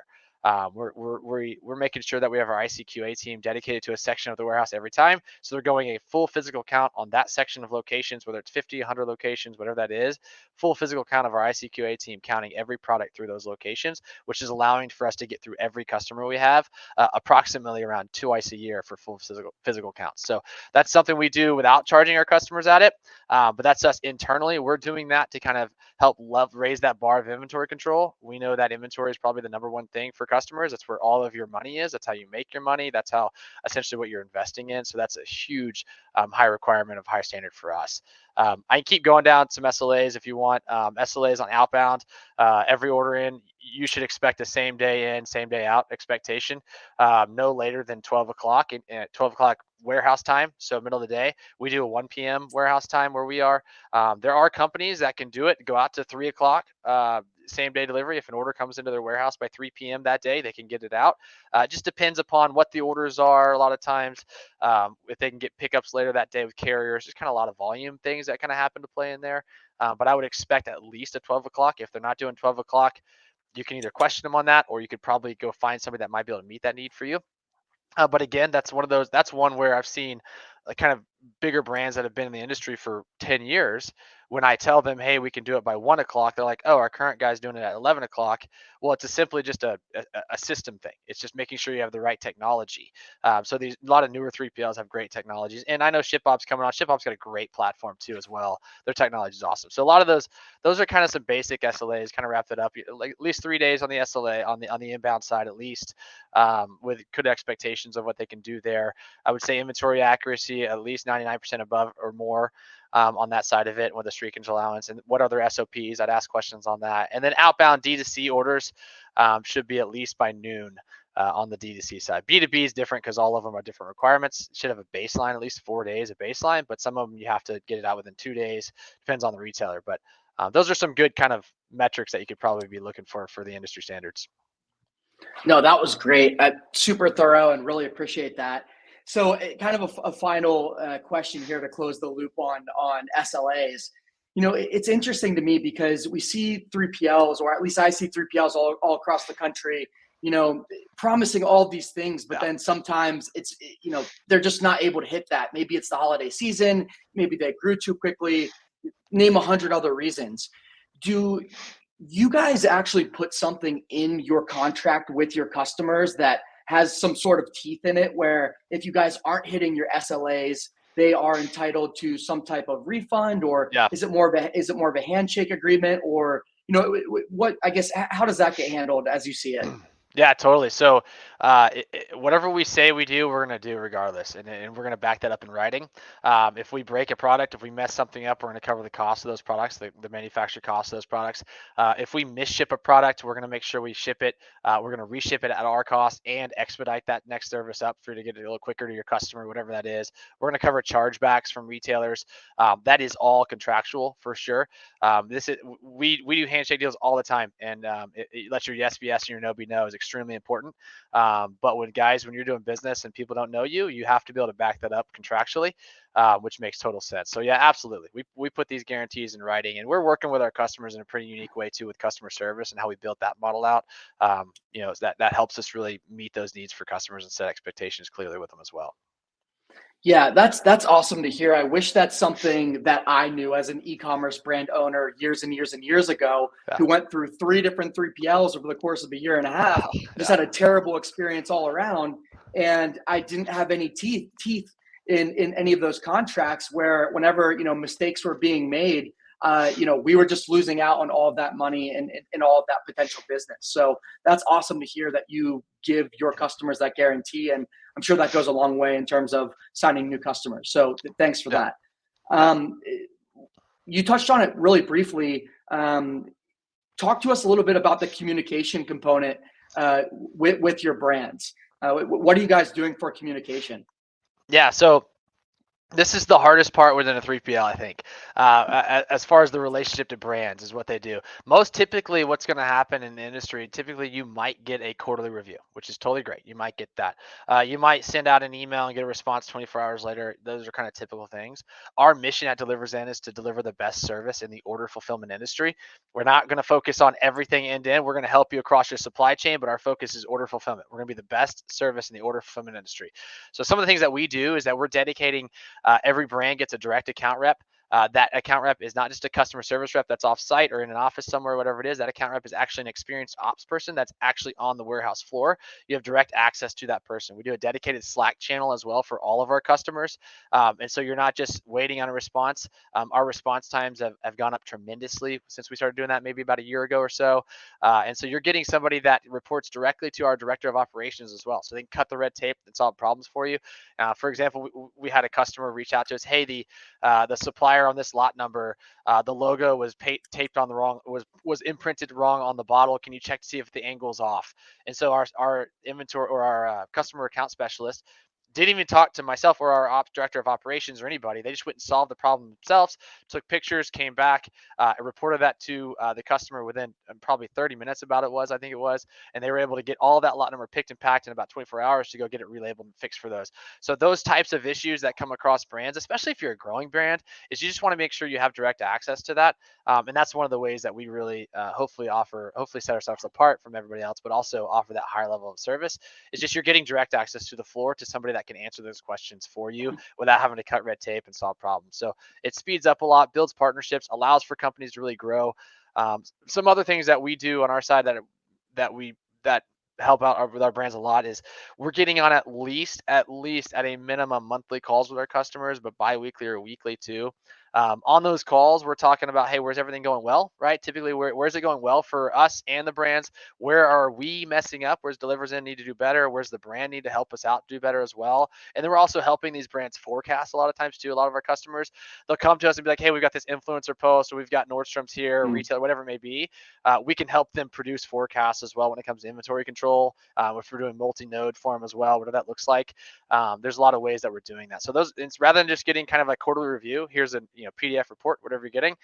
We're getting on weekly, bi-weekly, monthly calls with every single one of our customers. You're getting our director of operations. You're getting our customer account specialists on there. Sometimes IT if you need it. There's a lot of ways that we're trying to really build those partnerships with customers to help serve them, because everybody does things differently. Every retail is different. Every brand's got different needs, just different workflows, different work styles, and us being a partner for our brands, we're going to make sure that we can accommodate our brands, our customers, the way that they need to be accommodated.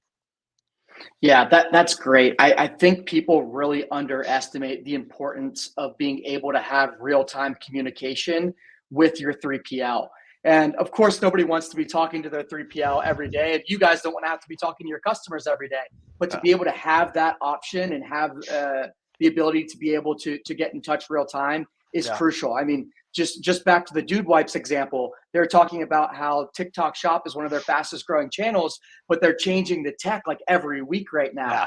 If you're not working hand in hand with your fulfillment partner and you're having to send an email in and then it runs triage and it goes through a 72-hour ticketing system, it could just be a nightmare. So Grayson just dropped a question in the chat. How do best-in-class 3PLs take on labor capacity issues that appear with seasonality fluctuations? Or is that a problem that you see arise semi-consistently? That's a great question. Yeah, so this is more than just a seasonality question. Yeah, great question, Grayson, man. Thanks. I kind of mentioned we do quite a bit of influencer products, influencer-backed products. Divvy Official being one of those with millions of followers on Danny Austin's influencer accounts. We got a lot of integrative health products that are a lot of influencer-backed. Taylor Duke's Wellness is a customer of ours over here. So when they drop something, when they do a product drop, whatever it may be, it can be super psyched. It can be a heavy spike in volume. The way that we manage that is kind of goes back to that call rhythm we get with customers and talk about forecasting. A lot of times brands have no clue what's going to happen when they post with something, right? A lot of times you're like, I don't know. It could be 3,000 orders, 300 orders, or it could be 30,000, right? We've seen it all. What we'll do on that is we will help labor plan with our customers on there so that they see here's exact delays that we should expect, or here's what we can do for SLAs and getting out orders on the same day. So we make sure that we're monitoring the previous 30 days order volume. We kind of buffer that with a 10%. So we're always planning 110% for every customer when it comes to labor. That way, if you do have a little bit of a spike, 90% of the time, which that's data, 90% of the time, we're able to meet that demand without any worry about nothing like that. But that kind of 10% of the time where multiple customers might have a spike for us, or you guys have a big spike, whatever it is, that's unplanned, we've already hopefully planned with our customers on the front end saying, hey, if you hit X amount of volume, there's going to be a 1 or 2 or 3 day delay or 4 day delay. If those delays happen, we're seeing order volumes every day for our customers. So if we see a spike above a 10% or something that we are going to be concerned about with labor problems, we will reach out to you and we'll say, hey, here's what's happening. We're bringing in more labor for you. You should expect a 24, 48 hour or 72 hour kind of delay to get all of your orders fully caught up for that. So we have labor that comes in on a 24-hour notice around here. We've been doing it a while enough. We have really good relationships. We can bring in 10, 20, 30, 40 people in here that helps us really meet those demands kind of within a 24-hour notice. We also have incredible systems that help bring on those that temp labor pretty fast for you guys, where they're not messing with anything. The system tells them exactly what to do, and they can just pick pack right to it, which is super nice. So managing that is here's what I'll say to kind of finish out the answer for you, Grayson, is that managing the labor and the operations, like that's not the hard part. It's more so making sure that you're working with your 3PL and your customers to make sure you're seeing, or you as yourself, if you have a brand or whatever it is, that you're working with your 3PL on the front end as best you can to make sure that they are set up for the success to meet that demand for you. So seasonality stuff, that's pretty standard. Everybody can plan for a Q4 kind of sales and holiday sales, or if you're a sunscreen product and you're kind of selling big time in the spring going into the summer, that's like your peak season or summer season. You can plan for that pretty easily because you can see that. It's more so of those things that are those spikes. You do a QVC drop, right, or whatever it may be. Any type of TV network or anything like that. That's the kind of areas where the more you can be with your 3PL, the more active you can be. Even if you get on a call and say, hey, we're just doing this next week, the better they can help them plan to be successful for you guys. And in return, your 3PL should be able to say, hey, if you do 1,000 orders, here's what the timeline looks like. If you're doing 2,000, what the timeline looks like. 3 or 4, 5 or 6, 10,000 orders in that day, depending on what you're doing, or 50,000, whatever the product is for you, however big size it is. Your 3PL should be able to say and naturally say, here's the timeline of fulfillment based on labor projections with what you're doing. Now they can do whatever it is. For us, for example, if you want this is the SLA we have to hit it, we bring in whatever labor to meet that demand for you. So we can fluctuate with that side of it. That's how we handle it with our customers as far as labor capacity goes. Any type of seasonality fluctuations or any type of trouble forecasting, I guess, would be more of that kind of problems that you could see arise. Yeah, great answer, man. And that's awesome to hear that you guys really have that down to a science, because I know some 3PLs where, one of their biggest issues is struggling with scaling up with labor during the holiday season. So it's awesome to know that you have a great labor pool that you can bring in. But I think, like you said earlier in the call, it comes down to the technology and systems you have in place as well. Like if you have a great warehouse management system partner, if you have really good standard operating procedures with your communication, good management, then you're able to bring people in much more easily. I know we have a couple minutes left here, so if anybody else has additional questions, feel free to drop them in chat. I want to make sure everybody's getting as much value out of this as possible. In the meantime, I do have one more question for you.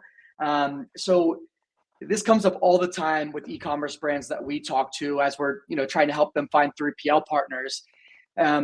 multi-site warehousing or single-site warehousing? When does it make sense for?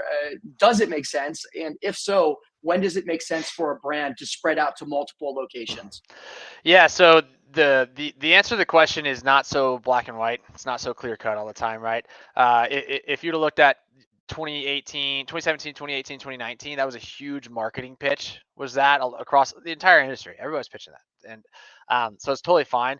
You're starting to see people or brands are starting to see a lot of the stress that comes with that and the risk management that you have to really play on with that. And so when people ask me that question, there's three things that I kind of look at. Is one, what's your SKU to order volume ratio? That's just a high level thing. If you have a low SKU count, high order volume, you could probably feasibly do it pretty easily, a little bit easier. If you have a high SKU to kind of low order volume ratio, it's not typically the best, which means my experience, a lot of time apparel brands don't necessarily, they do one single site. They don't typically multi-node typically. You get bigger brands, obviously, there's anomalies in every case, but when it comes to probably more of like a cosmetics brand or vitamins, they're typically looking at doing multi-site. They're high SKUs, but not a ton of high SKUs like other ones. So that's what's your SKU to order volume ratio is something to consider. And then I would say also is like, where's your biggest region, right? If you're shipping from California, but let's say 30% of your shipments go to Florida, like that's going to be something to really consider. And so there's a lot of different things to look at. So that's pretty easy. Pull a shipping report, look at zip codes, do a heat map from Excel or whatever it looks like, and just find out where your highest region is. However, that's Excel stuff. And as Mary with Organics, what was her name earlier? Victoria Scott, right? Talked about we're killing spreadsheets, which is totally smart. That's what you do with Pipe 17 and Ship Hero and these other systems like that. You can kill spreadsheets, which is super nice. So you can do some really good kind of inventory or order analysis, kind of endpoint delivery zip codes for you. And then there's a third thing here too is really, can your 3PL support it? Right. So there's kind of two ways to look at it. The biggest thing is when you hire a 3PL, you want to have the logistics pros. You don't want to be the one having to manage the systems. You don't want to be the one having to manage all the logistics of just where your inventory is at all the time. You want to have a 3PL partner that can really manage that for you, helping you make the decisions on where to allocate inventory with you, but also just the order management. You need somebody that can really has good systems in place that can make sure that your orders are getting shipped from the right place, where Pipe 17 comes in play, which is big there. But you want to have a 3PL partner that for the little stuff too is going to make sure that they're entering those SKUs and bundles in their systems, for managing the system for you. It's not, when you hire a 3PL partner, it's not your responsibility to make sure their system works accurately and right. It's their responsibility to make sure that their inventory is right and the data is right, the bundles are set up, that the inventory across multi-sites are managed for you. So you can find a 3PL partner that really has the capabilities of doing that. For us, we're a single site here in Dallas, but we white label and partner with other 3PLs across the US that have solid systems on the same systems as we do. We have a presence in those warehouses as well. We tell our customers as well, if they need multi-site, here's who's doing it, here's the price point, but we're going to be we're your single source of contact. We're kind of your single source of truth for everything. So it's a single source login, which is super nice. You don't have to worry about managing and talking to different reps at each floor. You're talking to Deliver Zen, who's working with, whoever it may be in California or in Vegas or Salt Lake or in Jacksonville, Florida, or up in New Jersey or Pennsylvania. We're your single source of truth for that. And that's what you kind of need. So we're totally transparent with our customers, saying, hey, here's who's doing the work. But to keep things as simple as possible, is like, we're the logistics pros. You can talk to them. We bring them in on meetings all the time, whoever that may be. But really, when a brand hires a 3PL, they're outsourcing it for a reason, and they're outsourcing it. Like, they don't want to stress about it. They want to know that you got it. They want to work with you. And so you're hiring the logistics pros, and that's what we do. Is we say, everybody can give you the systems to do it yourself. It's totally fine, 100%. But we don't expect our customers to do it themselves. We're the ones it's our responsibility to make sure that we have enough inventory in the right location for you, right? If you're shipping an order out of Florida, you want to make sure that both SKUs are in Florida, rather than have to ship from California and Florida to cost more shipping costs for you. So you're kind of wanting to make sure that your 3PL can really support that, and that they're working with you and alongside you to help you plan and forecast and take on a lot of that workload and responsibility from you. Awesome, man. Well, Derek's hopping back on, so it looks like that's time for us. Sorry, guys. Thanks a lot, Drew. You crushed it today, man. I learned a lot. I even learned a new acronym today, but I really appreciate it, man. That was a lot of fun. Yeah, thanks, guys. And sorry if I took a little bit too long there. I appreciate you guys letting me go over. Perfect, man. Great answers. Joe, really quick before we go, tell everyone when they should get in touch with you and fulfill.com. Yeah, if you're an e-commerce brand looking for a new warehousing and fulfillment partner, come talk to us. We can compare 2,500 plus 3PL locations at scale. We offer this as a free service for brands. We've been doing this for years and years and have helped thousands and thousands of brands. So that's when you can come talk to us. My Twitter is Joe Speezy. I'm on LinkedIn. My name is Joe Spizak. Feel free to reach out anytime. Love it. Awesome. Highly recommend keeping in touch with Joe. Follow him on social media as well. He has great insights into the industry because he knows all the 3PLs on a first name basis, I think.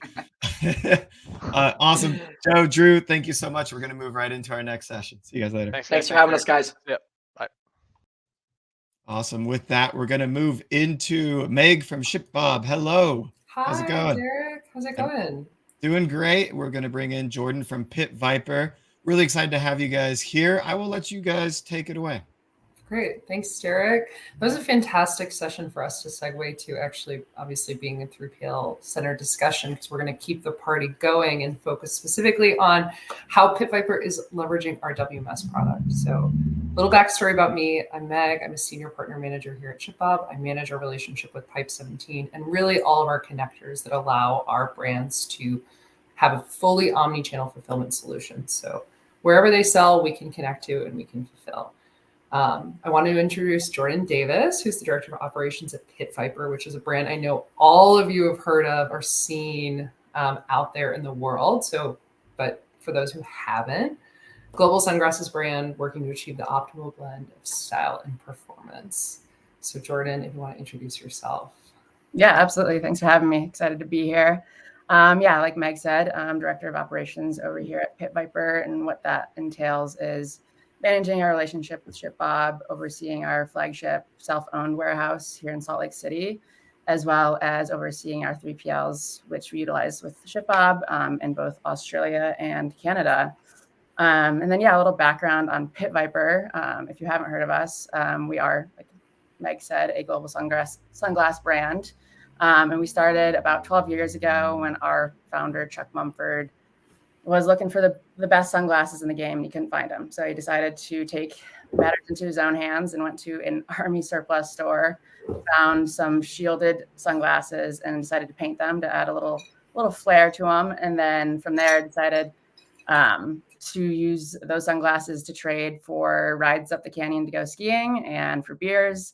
And then 12 years later, we're an 80-person company operating in 3 countries.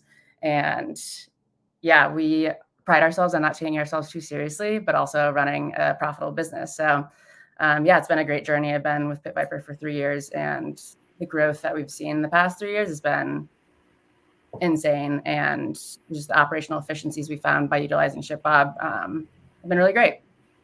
That's so cool. I don't think you can think of like a more there we go. Yeah. I should be wearing mine too, actually. Maybe while you're talking, I'll mute and turn my camera off and go grab mine. You can't really think of like a more authentic origin story or sort of like organic community following in the age of social media and TikTok. So that's that's fantastic origin to the company. As you mentioned, you're using our warehouses for your warehouse management software. So you actually have your own facility outside of Salt Lake City that's using ShipBob to power warehouse operations. So the picking and the packing and the shipping. We've seen huge improvements in accuracy. You did a case study with us that saw 99% of case improvement with our WMS. So, working with us and being able to get those orders out and seeing 99% accuracy is pretty huge, especially for an apparel brand. And the great thing about our WMS is it's the same WMS that powers our entire network. So if it's a ShipBob facility or if it's a Pit Viper facility. And you're also taking a hybrid approach to fulfillment. So you're expanding globally with ShipBob. So you're in our facilities in Canada and Australia. So let's back up. And obviously you mentioned that you work with us in this capacity, but talk to me about considering a WMS, sort of like what the challenges were before you started working with ShipBob, and what that looked like before. Yeah, absolutely. So I was originally brought on to Pit Viper to kind of take a look at our warehouse and find operational efficiencies and see if a WMS was the best fit for us, because when I started, we were utilizing ShipStation and there was some organization to the warehouse, but essentially it was you print the pick ticket and you kind of have to wander around until you find the right sunglasses, take them back to the pack station, and then slap the label on them. So I came in and decided that yes, a WMS would be the best fit for us because of how fast we were growing and how many orders we were putting out the door. ShipStation just wasn't able to grow with us, and we needed to take the next step. And that happened to be with ShipBob. We were looking for a partner that we could utilize for a WMS, as well as have it all be integrated in the same system with our 3PLs, because like you said, we were expanding or planning to expand internationally, but wanted to get the low-hanging fruit first with that WMS and making sure that our own warehouse was optimized as much as possible. So now that we're utilizing ShipBob's WMS in our own warehouse, we've seen an increase in, like you said, a decrease in mispicks, which is a huge issue for us because we have so many SKUs and so many similar SKUs. And we were seeing, I think, like $200,000 of mispicks per year go out the door. And that's including like lost inventory, lost sales. So we wanted to make sure we were mitigating that issue. And with ShipBob, we have like triple checks in place. It's all SKU based. So it's taking away a lot of the guessing work for our team and taking away a lot of that human error where you can go out and you have everything on your WMS, on your iPad, and it just directs you in the most efficient way through the warehouse. So it's decreased a lot of that pick, pack, and ship time that we were seeing too, and just increased efficiencies there. So we're able to have a leaner team in the warehouse. So yeah, we've unlocked a ton of efficiencies using this WMS over the past few years. And I think it makes sense for a brand that is growing quickly and does have that many orders going out the door. There are times where sometimes it's simpler just to have ShipStation and be able to pick that out. But I think as a brand that's growing so quickly in that time period, it was the perfect fit for us. Great. Yeah, that's really great. So you're able to keep your team, keep your facility, sort of like keep that brand voice and like the picking and packing process, or just having that line of sight and visibility, but then you're using a software or a process that's more optimized for operational efficiency. Exactly. You know, you run a warehouse similar to how we would run a warehouse. Yeah, exactly. It's the same setup essentially. When we implemented, we had the ShipBob team come in and help us design the layout. But at the core of Pit Viper and who we are as a brand, we wanted to keep that cultural piece of having our own warehouse because we do like to have a lot of personalization in these packages, and it's a lot easier when you are just doing that self-fulfilled. But yeah, leaning on that for a cultural standpoint and the customer experience standpoint of owning our own warehouse, and then using that hybrid method internationally as well. Yeah, amazing. So let's talk about seasonality. Pit Viper is one of the rare brands that has 2 peak seasons. Obviously, a lot of people actually know Pit Viper from skiing, but then obviously, you know, you've got the baseball, wrong sport, baseball culture too in the summer. So talk to me about managing seasonality forecasting, both for labor, but then order fluctuation, what that's been like managing on your side. Yeah, absolutely. Yeah. So as Meg mentioned, we have the rare circumstance where we have 2 peaks. Obviously Black Friday, Cyber Monday as an e-commerce brand, that's going to naturally be one of our peaks. Yeah. And then we do a huge push during the summer. We're sunglasses. We want people to be outside because that's part of who we are as a brand is go get outside, have fun, do sports, take yourself less seriously, wear some silly sunglasses that are also very well designed. So yeah, we have to attack the dual seasonality in terms of labor forecasting as well as inventory forecasting. So with labor forecasting, I think as the previous folks mentioned, it's very difficult to do for seasonality. I don't think there's a perfect way to forecast exactly how many orders you're going to get. But over the years, we've been able to be a lot better about collecting data and using that to make data-driven decisions during these peak forecasts. So the metrics we're looking at for labor forecasting, we look back at the sales data from previous years and compile that into what we have forecasted for any sales changes. And then now with ShipBob as our WMS, we can bring it down and dial it down into how many packages a certain shipper is sending out a day. And that way we can extrapolate that out and be able to labor forecast pretty accurately without overhiring, because like we mentioned, we are our self-owned warehouse and don't really have that the flexibility to hire 15 people and then let them go in the same season. So we have a strategy where we're looking at probably hitting our SLA 90% of the time during seasonality. And this is all based on data-driven decisions or data-driven metrics that we have from previous sales years. Fantastic. Great.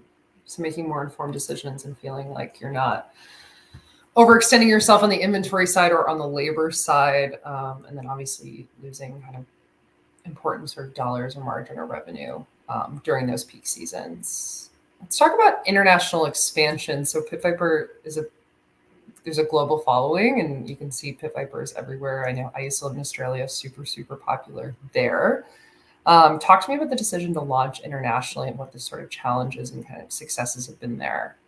Yeah, I think just with the expectations of e-commerce and how high those expectations have been set across internationally, especially in the US with Amazon, we found and we identified an area for improvement with our international shipping and lead times between the time someone orders a pair of sunglasses to when they're receiving it.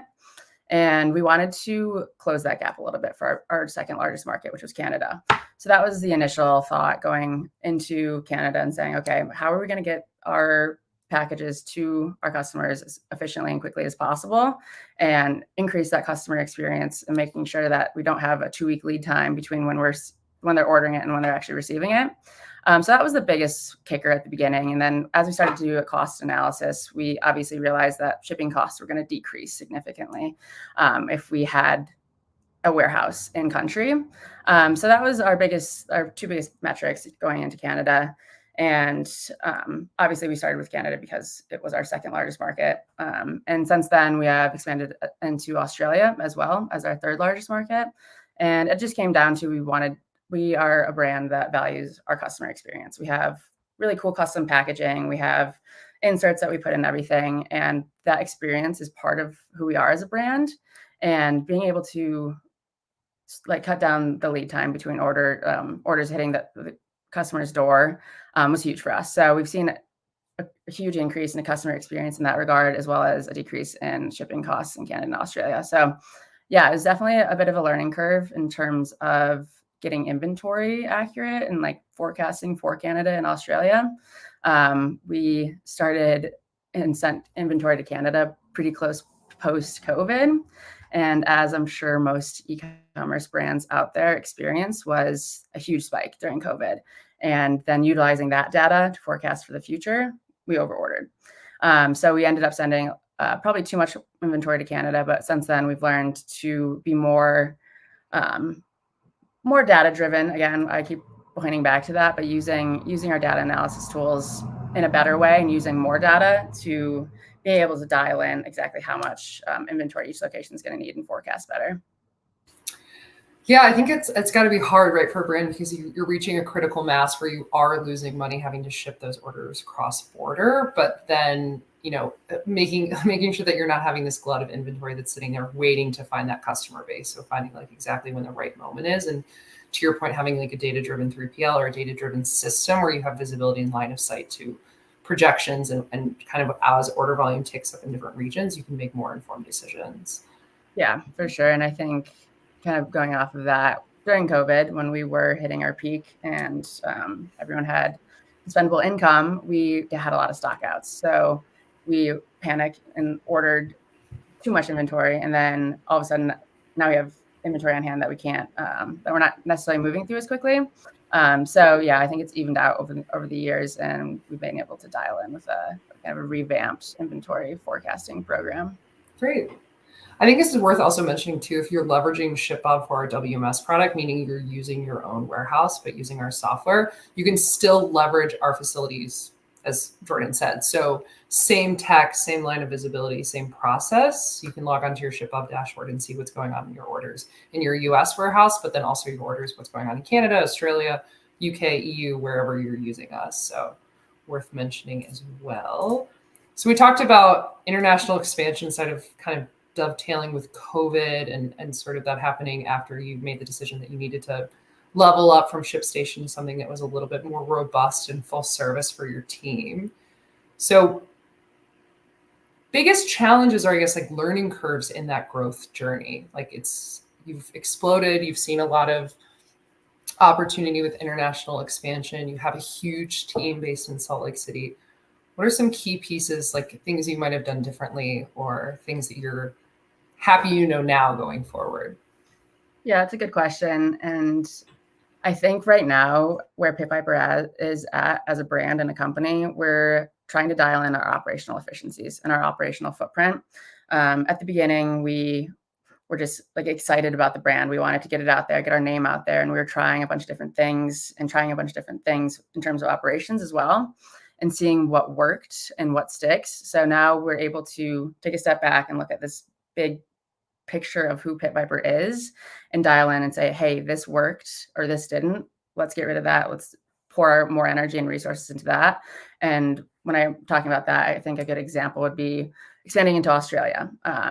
We decided that, yes, it's our third largest market. Let's get a 3PL out there and let's see what happens. And then we also have a team on the ground there. So we're able to localize a lot better than we are in like Canada, for an example. So I think like a big challenge that we faced was kind of expanding too quickly maybe, and then having to dial in and realize what works versus what doesn't work, if that answers your question. But I think a good example of this is having a team on the ground in Australia and saying, hey, like, let's figure out what the culture is there. Let's figure out what types of sunglasses are selling well there, instead of just starting and like putting a 3PL there and using data. We're able to have a very personalized connection and a localized experience for those Australian customers. Yeah, fantastic. What are, I guess, out of curiosity, like what are some of the key differences? This is just brand to brand. Curious, understanding that market. You know, I mean, it's interesting because the seasons are opposite. So we have to make sure we're catering to that. And then on top of that, it's just like there's different sports that Australians like. So like we are very focused on like skiing and biking and running here in the US, but there's so many different niche little categories out in Australia that we probably wouldn't realize unless we had a team out there. And again, I think this is brand specific of having a team on the ground. And yes, we are very lucky to be able to do that, but we've seen expansion grow pretty quickly. And then on top of that, the B2B landscape is so different, and like obviously culturally. So being able to have a team down there going door to door and making sure that these retailers are satisfied with what inventory they're getting and what experience they're having has been a huge win for us. Yeah, that's so cool. Some of the localization pieces. Obviously, you've got a software program and you've got a system and a process that works globally. But then to your point, like having a team on the ground, understanding what the market is, meeting the market, that's really important. I think a lot of brands just assume if there's significant volume in that region that they're going to see that once they try to go omni-channel, that they expand in the region, it's just going to be like they're going to see that same trajectory of growth. But there's a lot of unseen challenges, I think, that you learn kind of as you go on the global omni-channel piece. So curious about what the future holds for Pit Viper and what's next. I can't imagine there's like many more places for you to go. Yeah, I mean, the world's our oyster, you know? Yeah.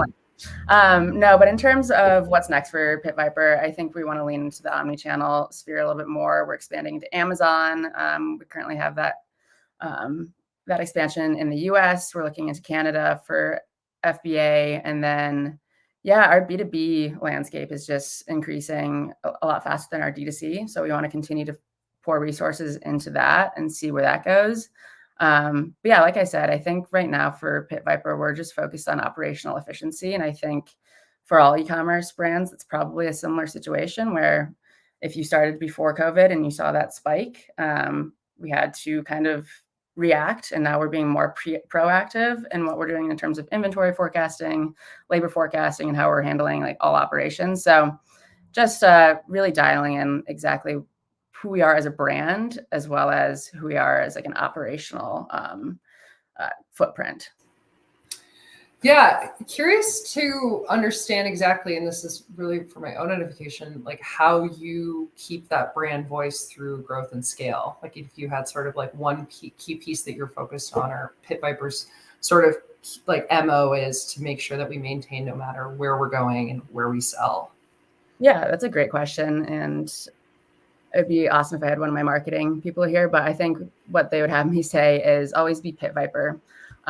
So that's one of our kind of brand philosophies, as well as our cultural philosophies, is we're always going to stay true to ourselves. We have competitors like Oakley and Smith who are out there and they're bigger brands than us, but we are going to make sure that every experience with a pair of Pit Vipers is different, is that you're getting this kind of curated, customized brand experience. And, you know, you don't get that all the time with these bigger companies. We're making sure that we have lifetime warranty. We have very customized boxes, as I said. So like really focusing on setting ourselves apart from these larger sunglass companies and not taking ourselves too seriously, I think is like the biggest part.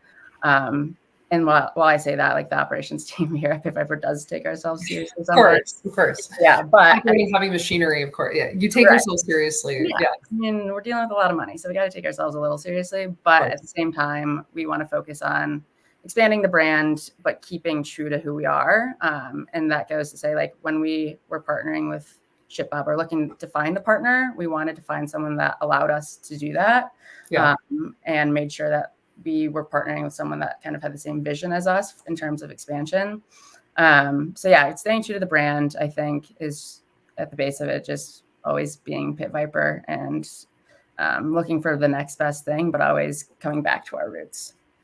Yeah, I think that's a really cool call out. And like, I appreciate you saying that on the ShipBob side, because I think we really see ourselves as brand obsessed in equal measure as customer obsessed, right? It's really important for us that our customers, meaning the brands, are able to maintain the type of relationship that they want to have with their customer. You know, the custom packaging that they want to use, custom gift inserts, if there's some touches that you want to add, if you want to self-fulfill because it's important that you have handwritten notes, or that, you know, someone in your facility is across every single package that you ship. Like, that's really how we want to empower brands. They want to feel like, okay, this was a Pit Viper fulfillment experience, not a ShipBob fulfillment experience. Yeah, and I think that's a great point, because when we first started with ShipBob, there were a lot of features that we wanted to include. And over the years that we've been able to work so closely with your team and talking to the CEO and making sure, like, hey, like, this is a need for us. Let's see if we can meet that. And ShipBob's been super dynamic and able to help with that, as well as being a very reactive partner where if something's wrong, I can reach out to our customer service manager, and within, I don't know, probably 5 minutes, I will have a response and say, okay, like, this is what the plan is. And I feel like that kind of personal touch, and I haven't dealt with too many other 3PLs, but I think it goes a long way. And I think ShipBob does a great job at it. Thanks, Jordan. Looks like I'm looking for comments and questions in the chat. I'm not seeing anyone. So if anyone has any questions for Jordan, now is your chance. For challenges facing Pit Viper, this would be a perfect opportunity for me to go grab mine and put mine on if they're just outside of reach. But great. Anything else or any key pieces that you want to touch on, Jordan, before we conclude? You know, I think just being able to have all of our systems integrated into one platform has been huge for us, and being able to use all that data and seeing all these different metrics that ShipBob can provide, or that any 3PL could provide, and using that to make data-driven decisions in terms of labor forecasting as well as inventory forecasting has been the biggest growth we've seen over the past 3 years within Pit Viper in terms of operations. Yeah, so the idea that all your data lives in one place, it's easily exportable. You can see exactly what your costs are, what your order volume looks like, and just make decisions from there. It sounds too good to be true. I'm curious, Jordan, you right now you think you've expanded internationally, so Canada, Australia.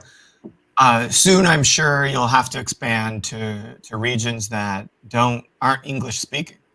I'm just curious. I mean, maybe it's more of a marketing or customer relationship challenge, but what other challenges might you expect as you maybe try to break into South America, Mexico, the rest of the EU, and so forth?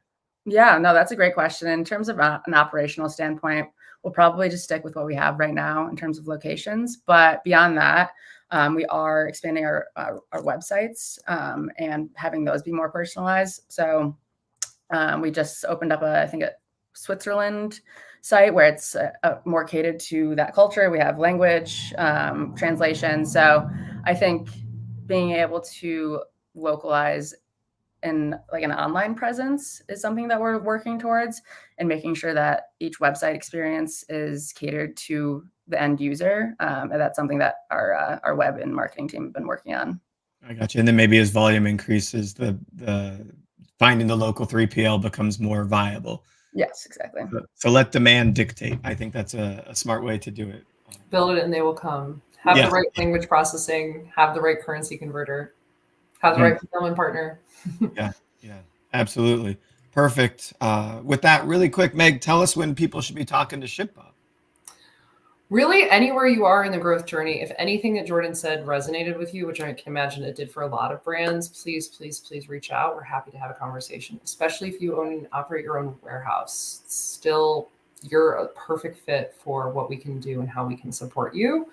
And really, if brands have any questions about omnichannel and international expansion, how it, getting the 0 to 1 for a brand is sometimes pretty challenging, but the 1 to 2 or 1 to 3 of getting on new sales channels and really building out where your brand is comes with its own set of challenges on the fulfillment side. So we're really here to support brands that are getting started, but then also looking to move omnichannel. So, or we can cast a pretty wide net. So Love it. Chad, if you have any questions. Love it. And Patrick comes in with an interesting question. I think this is kind of maybe a pricing question. And personally, I don't think Pit Viper just has the kind of style, quality, cool factor that you find the money for it mostly. But with Patrick asking, as maybe times are a little bit tougher, there's been a change, in how people are spending money. What opportunities and margin aspects are you looking at? Do you change prices down? Obviously, we mentioned operational efficiency being really important. But yeah, I'll leave you with that. Yeah, that's a great question. I think this comes down to how price sensitive our customers are and how kind of elastic our demand is. And this is something that we've been experimenting with. We've changed prices a few different times and just kind of seen what's stuck. And yeah, I think now that people do have less disposable income, we have seen some of our prices go down, and we do like to put things on sales more to kind of use that data to see, okay, like this price point is going to work best. So I think a lot of it is just trial and error with our price points and making sure that we're maintaining that margin.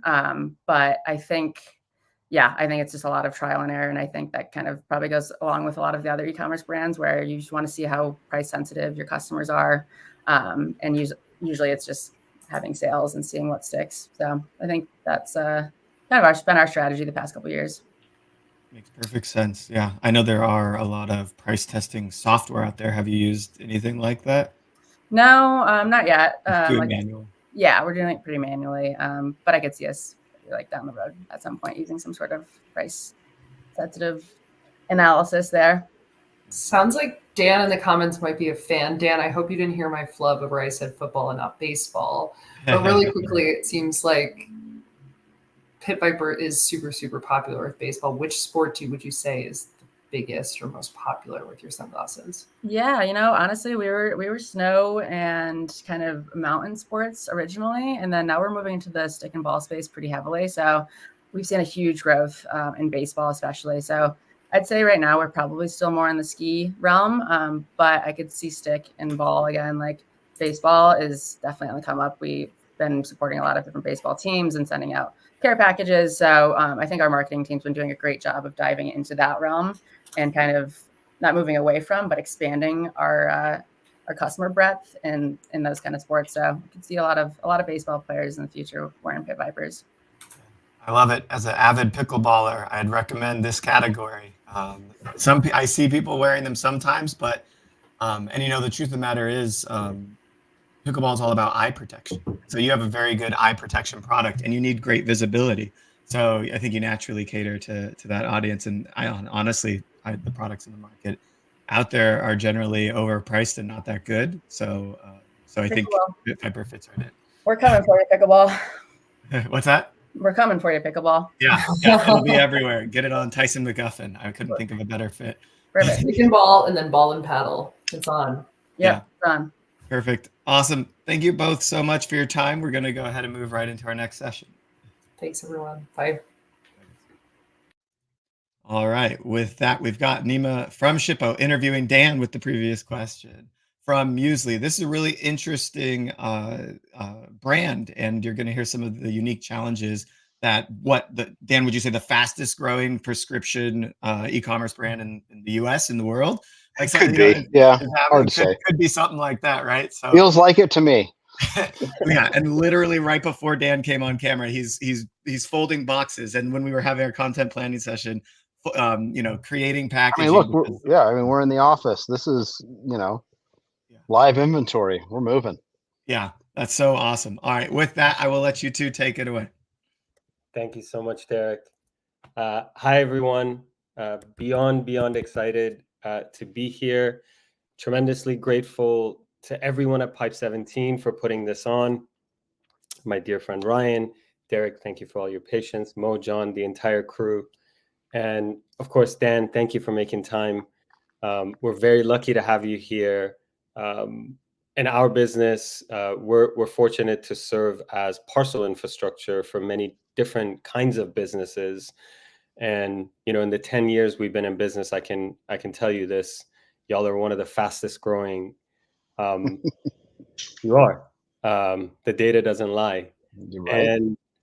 And I think you specifically, Dan, you're sort of a prototype of an operator's favorite operator. You're a founder and CEO previously yourself. Right. You're at Muesli now in a vice president role overseeing operations. So I'd love to just start first with a brief introduction about yourself. Sure. And then we can get into and we can go. Yeah. So I'm a pharmacist by trade. I used to own my own pharmacy. I actually got into Muesli via fulfillment. I started doing fulfillment for them and then switched over. And now I'm over the pharmacy and development space for them. So we have two pharmacies, one that's here in Salt Lake City. We have another one in Atlanta, Georgia. And since it's all dermatology, and it's all compounded. So that means everything that goes out the door has to be made by us first. We don't just put it together and send it. We actually have to physically weigh the powder, make the cream, pump it into the bottle, right? All the pieces, right? Fold the boxes, put it all together. So there's a lot of pieces here. I think currently we have about 10 million pieces of inventory on top of, because everything has its piece. So you have the bottle, the pump top, the cap, the inner box, the outer box, the flyer, all the different pieces, right? And because it's pharmacy, we have just a myriad of regulations on top of it. So every single prescription, you have to be seen by a doctor first, and then the doctor has to approve you for a prescription. Then the prescription comes into the system, has to be entered in, patient specific to the system, match it to the product, has to be checked by a pharmacist, and then goes out to shipping. So there's just all these pieces going on at the same time, and all these systems that kind of have to work together as far as the logistics of having all the pieces, having what's work in progress, what's finished goods, running out of labels, running out of boxes, all these things are all moving all the time. So it operationally becomes challenging. And then all of a sudden you start to grow, and the 3 months of inventory you had becomes 3 weeks of inventory, and the boat from China can't get here fast enough. And yeah, there have been those days where pull it off the truck because we got to get it out the door. Thank you for that nuanced introduction. I think anyone who's been fortunate, and I say fortunate because it really is, may we all have growth problems. Right. Fortunate to be in your position. There's a tremendous amount of learnings and scars that come from it. My sister famously says, "What doesn't kill you leaves permanent scars." So, amen. I want to specifically double down on the scars, because at the end of the day, that's where the lessons come from, and that's how we really get to enjoy our successes, knowing how painful the pains were. Right. So, Dan, I'm curious, what's been the biggest challenge, especially in the last, let's just call it 12 months, as we're coming out of sort of the COVID phase, the COVID era. Yeah. We're back to, if you will, the new normal. Right. Sure. What's been the biggest struggle? The biggest challenge for us is something that we didn't really realize until it happened, was supply chain. In traditional pharmacy, and even in compounding pharmacy, there's a broker who's a wholesaler, and that wholesaler, they sell you your product, whether it's the chemicals or the bases or the whatever goes into your product, right? And that's usually a 1 day to a 2 day turnaround. And so if you're ever out of something, you're 2 days away from being back in stock. The issue is when we started to grow, I mean, we now have 800,000 patients. So as we started to grow, where traditional compounding pharmacies buy in grams or milligrams, we're buying in kilos, hundreds of kilos at a time. And so there was a time where we launched a new product and we bought up the entire US supply chain. And so we couldn't get it. And the issue in our world with all the regulations is we couldn't go outside the US to buy it because you have to be an FDA registered importer. So it was literally just, you have to wait. And so we went a few weeks waiting, telling our patients we're sorry, backing up thousands of orders, right? And these were capsules, which are different than creams. They're a little bit harder to make. So then we come out of this break and you're hundreds of thousands of capsules down. And it is like a mountain of just anxiety all the time.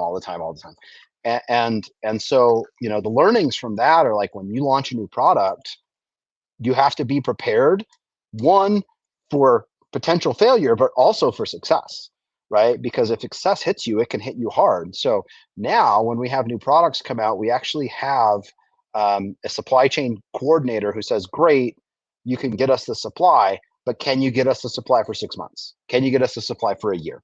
And so there are times where we've had to go to our supplier and they don't tell you where it's sourced from because that's their secret.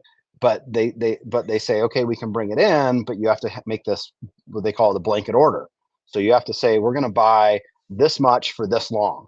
And so our last blanket order was over $1 million for a chemical that we had to supply for the next, 3 to 6 months.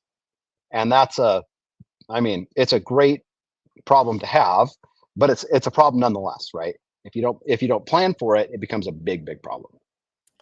Well, speaking about that, how do you balance the cash flow needs of the business? I mean, if you're going from, hey, before we were planning on buying X amount of inventory, Sure. and now we're planning on buying 3X the inventory. What are things y'all have done to get creative about sort of managing your cash flows in this environment? Yeah, I mean, luckily for us, we've always been what we call a net zero company. So all of our money that we make, we reinvest back into the company, whether that's through marketing or through whatever. So it's never been like, you can't do that, we don't have money. It's always been, okay, let's plan. And it's just that communication between the pharmacy and the finance team and the executive team to say, hey, like, we're having success, but success also costs money, right? And it costs money in people, and it costs money in space, and it costs money, right? And all the things, like, for example, we're moving out of our current space into a space that's 3 times larger. And so great, that's fantastic. But then there's this logistical nightmare of moving, because as a pharmacy, you're licensed in every state individually. So now I have to work with every single state government in the country to get us transferred into our new space, so for us to move, we can't just move our stuff. It's going to take us 6 months to a year to move, just because all those licenses don't fall over, right? And so there's all these long run projects for us, right? There's the immediate fire of, hey, we just had our Memorial Day sale. It was the biggest day in company history. All hands on deck. We got to fill all the orders. And then there's the holy cow, like, if we don't order more stuff in 4 months, we're going to be out of stuff, right? So for us, and for me in particular, most of my stuff is long run planning, because I'm saying, hey, today's fine, but in 6 months, in a year, like, if our business doubles, it's not going to work anymore. That's actually, I think, a fabulous place to be. Meaning, if you're within an organization where you really are focused on longer term planning versus necessarily, hey, like, what's happening this quarter, what's happening next quarter. I do personally, it brings its own challenges, but from an operator standpoint, I think there's a certain amount of freedom that comes with that sort of longer time horizon to really see beyond, your own nose. I mean, I can say For this, sure. having been in business 10 years, part of our maturation and evolution that will, forever go on, has been the longer planning cycles, really getting out, when you're a, less than 12-month-old company, right, you're you're in knife fights every day. Yeah. to earn the right to live tomorrow, let alone 1 month or a quarter out. And Yeah. it's a privilege to be in a place where you can really look past your own nose and say, hey, we've developed a point of view on our business. This Right. is how we're going to grow for the long term, and we're going Right. to plan for it that way. Right. That's fabulous. Yeah. And it's not just to get to 2x, we 2x this, right? Like you can't Right. go from, we are now filling over 1 million prescriptions a year. When we started, it was a couple hundred. And those are different worlds because just the challenges are different. I mean, you're a shipping guy. Shipping becomes a big deal, right? And it used to be, hey, USPS used to come almost every day. Or actually, when we very, very first started, I had to load the bags into the back of my truck and take them to the post office in the back of my car. Been there. Yeah. And we're now to the point where we have pallets, gaylords, right? And we're filling 5, 6, 10 of them a day, and we have a box truck come pick them up. But I mean, there are days where like, if they don't show up, we don't have space to put things anywhere, right? Like just these great challenges that they're still problems, but they're funner problems to solve than knife fighting till tomorrow, right? Yeah, for sure. I think one of the things Jordan from Pit Viper she was sharing was, as your operations grow, some of that complexity grows. And I mean, like, and your experience, my experience, seemingly Jordan's experience, as your business grows, some of that complexity doesn't just multiply, but it actually compounds. Right. Especially when it comes to supply chain, like, you're talking about 10 million pieces of inventory and 800,000 patients. Right. Like, anything that could go wrong previously, now the standard deviation of what can go wrong is higher. There's multiple For factors sure. at play. So how do you think about, because again, there's like, we operate on the technology side of supply chain, but I don't let hubris get to me. Like I understand that supply chain, a large piece of it is where you're sitting. Right. It's the physical piece. So as a leader in the company, how do you think about staying ahead of sort of industry trends and tech advancements to make sure that your operations, like, you remain competitive and on the cutting edge? I mean, so for us, let's break that into two pieces, right? Number one, there's the actual physical product that we have, which is medication. And we are not a manufacturer. We are not finding semaglutide or the next great weight loss med to ship out to market. We use drugs that are already been, they've already been passed through the FDA process, right? All those things. So for us, that's the one thing is that we're doing, as we think about that proactively, we're recombining kind of old things to make new things, right? And using them in ways that are usually already accepted, but haven't really been commercialized or haven't really been brought to light. It's, hey, in the general practice, dermatologists use this chemical to do this thing, but that's not what it's approved for. But if we make something, since we're a compounder, we don't have to go through the FDA process. We can say we're making this for this thing, and then we can roll through it. But that brings in its own supply chain issues. Like we have a cream that's a facial hair removal cream, right? And the idea behind it, or the purpose behind it, is it slows down the growth of hair follicles. So if you're a female and you don't want, you have hairs that pop up and you don't want them to grow anymore, if you're a male that you don't want hair to grow in a place, then you put it on, it slows it down. Well, the company that made the commercial product shut it down, went out of business, right? And because they weren't selling enough, and that's a whole other thing. But then it made supply chain for us really hard because now we're the only person in the market buying it. And so then we had to go out and say, okay, we need to find more than one source, right? Yes, you can source it, but can you source it and make sure that you're not sourcing it from the same person? And make sure that we're planning ahead. And lo and behold, all these people that used to use the manufactured product are now coming to us because they want that solution, right? And so for us, it's kind of adapting to these market changes and understanding what's what's new or what's old but still new in the world of dermatology, what the problems are, and then having the technology to support the scale, right? The one thing, you're wearing your Shippo jacket. The one thing Shippo does for us is like the unfortunate truth about my world is shipping is the slowest part. That's just what it is. And it's made that way. And we really can't just make it faster, right? Because we have to match the person's prescription with their box and their label. And so all these pieces have to come together, and we can optimize it, but we can only optimize it so much. I mean, you get to a point where, hey, we're only gaining 2 or 3 seconds at a time. And yes, those add up over days and months, but it's only so much, right? So the other thing, and I'm sure, Jordan talked about that as well, is like, you can only optimize what you could optimize. And you get to these diminishing returns where, hey, we're not going to get any better. And if we get any better, we're not going to gain anything. I love what you just said. Like the marginal cost and performance that you can eke out of shipping will never go to zero, because it's a physical game. Right. There's trucks and sort centers and planes, and the marginal cost and speed is never going to go to zero. I don't care how much automation you add. Right. And I think as leaders and as operators, it's important for us to communicate that internally, but also externally to our customers that, hey, for sure, like managing those expectations are tremendously important. And I love and yes, the hurricane or the power outage, the tornado affects shipping in real life. Like, I'm sorry. Yes. Yeah.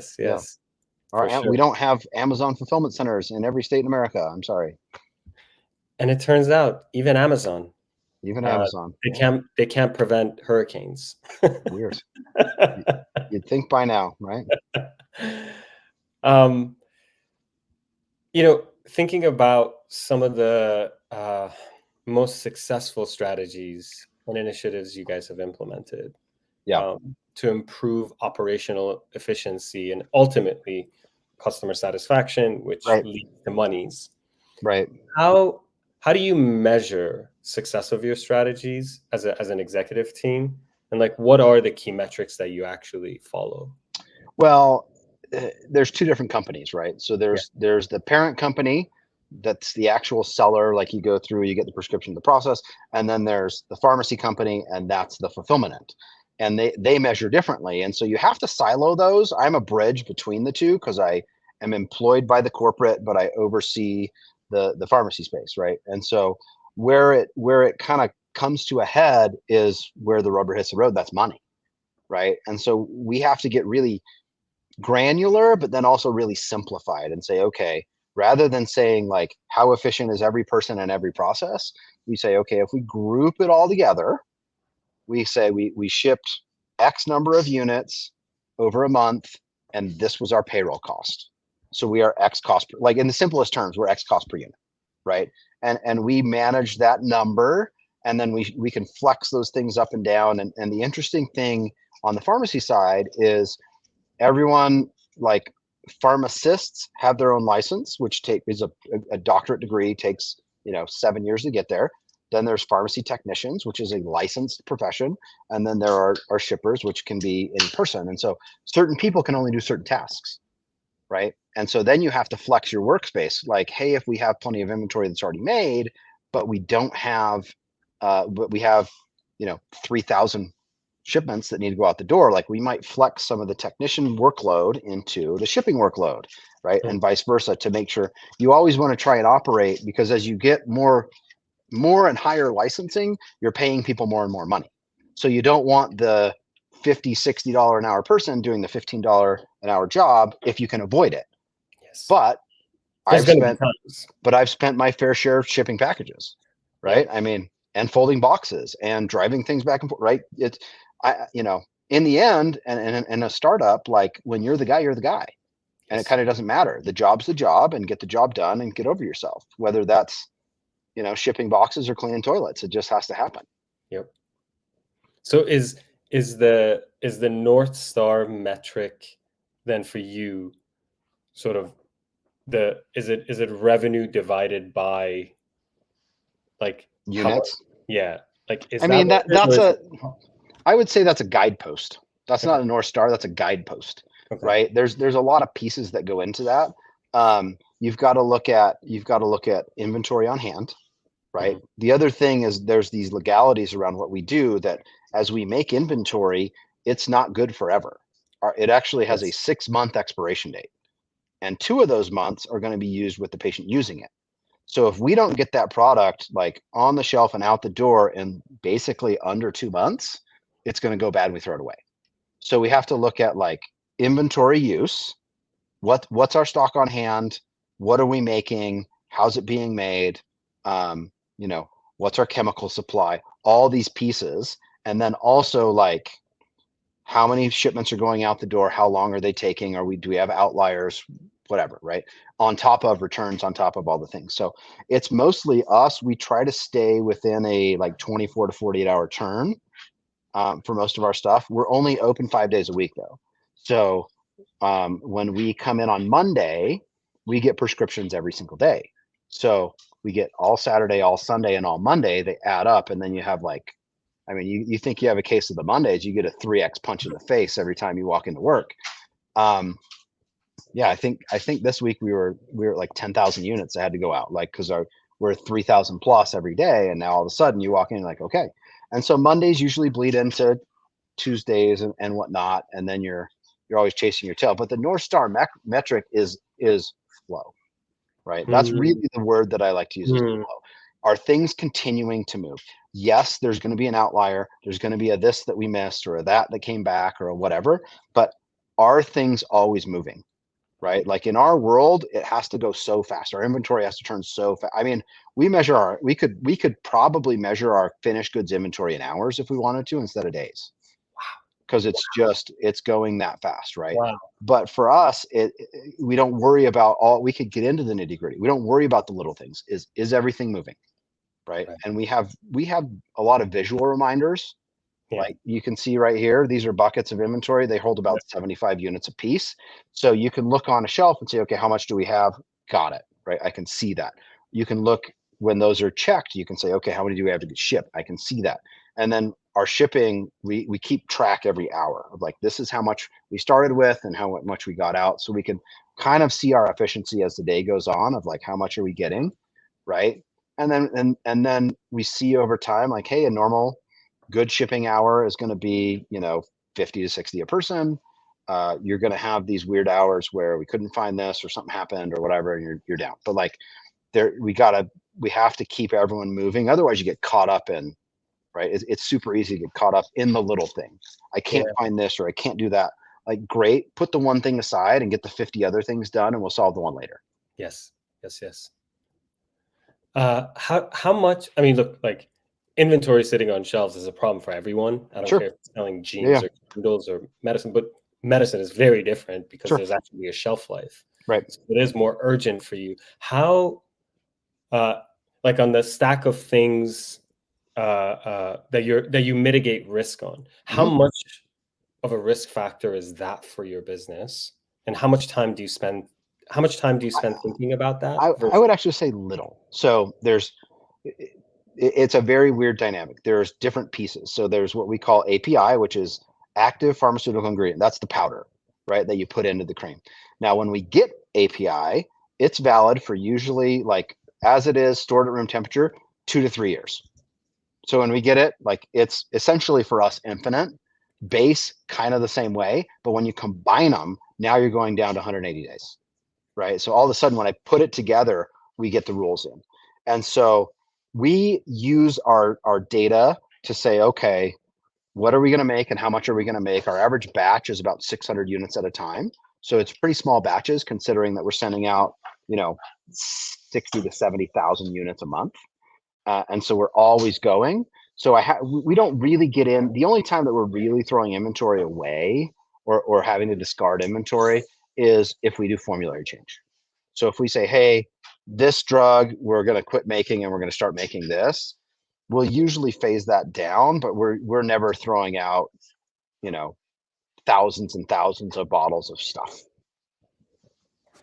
Well, thank goodness for that, for you and Right. your. It makes us. It makes us super, super efficient, and we have to be. But like, that's one of the good things about being at scale is the waste for us goes down dramatically, just because everything you make, you're like, hey, best of term, this is going to be on the shelf for 2 weeks. Mm-hmm. Right. Everything else is going to be days. I guess as an OG ecom operator now, what advice do you have for the rest of us? Like, if there was one key lesson that you could leave the group with, good or bad? I mean, you got to go through the sucky part, right? I mean, that's what it is. I've been through the. Say you got to go through the second. Yeah, I've been through the hard part on a lot of companies, and you have to be. I think going through the hard part is actually not hard when you start, because you expect it, right? The hardest part, when you become efficient and you start to grow and become an actual, entity with employees and all the things, the hardest part is giving up tasks. The hardest part is saying, okay, we're so big here that we're going to start another one there. And I know that if I'm here, this is going to operate at level 100 because I'm going to be there. Yeah. But when I have one there, it can't be at 100 because I'm not there. Right. And so you have to like console yourself with the fact that, 100 plus 80 is 180. It's bigger than the 100 that you have. And that's the expansion issue, is like, you're never going to find a person that's as passionate as a founder, because they're just not, right? And I'm not the founder of this, but I'm passionate about the business that it is, and I built it, so I'm very passionate about it. And so like, that's why I'm here when I'm not supposed to be here, like helping things go, because I knew we had a big sale and I knew that we got behind. But like, you have to let go of things and let people do them in their own way, right? Which, as long as it gets the job done, their way's okay. I think a lot of times an operator will say, well, if you don't do it this way, it's the wrong way. Well, I mean, in the end, if it's made correctly and it ships in the package, like, I don't care if you put it in left-handed or right-handed. Correct. That's great advice. What do you, I mean, like, now we're, sure, basically second half of the year at this point. Yeah. What are you really looking forward to for the rest of the year? What are you? I mean, I'm over the R&D part. I mean, the thing I'm most excited about is moving. Yeah. Right. I mean, and nervous. We're in a very small, very old building. We're moving to really like we own the whole building, so it's super, super cool. Now we're looking at like, man, what are we going to put in a soda fountain in there instead of like do the toilets work today, kind of stuff. But like, we just launched a big new product for menopause for women. That should be huge. Looking into a bunch, like, I'm on the R&D side, so I'm planning the fall and winter product launches, because when we plan something, we have to get it, we have to make it, we have to test it. So we usually have a group of, say, 100 people that use it, and then we've really run on before and afters. So we have if you go to our website, you'll see like all the people are, oh, this is how it used to be and this is how it is now. And so that's really been our big thing. So like, we have to have 2 months previous so that people can get there before and then they're after, and then we can start to market. And we just launched, like I said, our estrogen boost, our menopause cream, which is really the biggest marketing opportunity for us, because when we're a medical provider, when we're targeting dermatology, you usually have to market to a thing. Do you have a spot? Do you have a wrinkle? Do you have a thing? This cream is for women. Yes. Biological women, all of them. Every single one is going to go through menopause. We can market to every single person, which makes it a huge market for us, something we haven't done before. So that's super exciting for me, right? We're kind of opening up this can of like, hey, now we just need to get this to people. Yeah. That's awesome. Well, as the great Sean Carter would say, and I'm loosely modifying what he once said, I wish you health, I wish you wealth, I wish you greater warehouse space.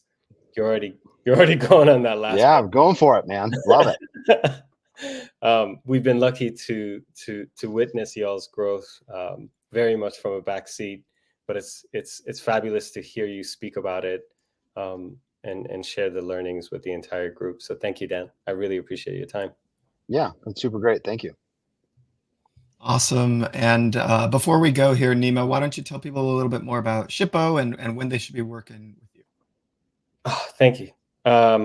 We're your global neighborhood-friendly parcel shipping infrastructure. We're fortunate enough to partner with great folks like Dan at Muesli. We serve as a partner to ShipUp, your previous presenters. We serve as infrastructure for Goat, Etsy, Shopify, Wix. We're just white labeled on the back end for a big portion of the inner tubes.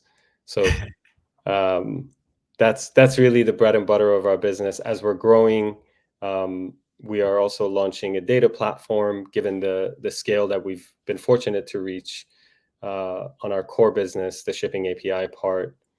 And again, we're very, very lucky to be able to work with over 100,000 direct businesses globally. And through our partners, we actually serve probably a little over 1 million sellers globally, of all sizes and kinds, from the weekend warrior to a publicly traded company that fulfills through a warehouse. Awesome. Love it. Thank you both so much. Really enjoyed this session. Unique challenges, Dan, and really exciting plans and opportunities for the future. So thank you for joining us, and thank you, Nima, as well. Thank you, Derek. Thank you, guys. Bye, all. Thank you, Dan.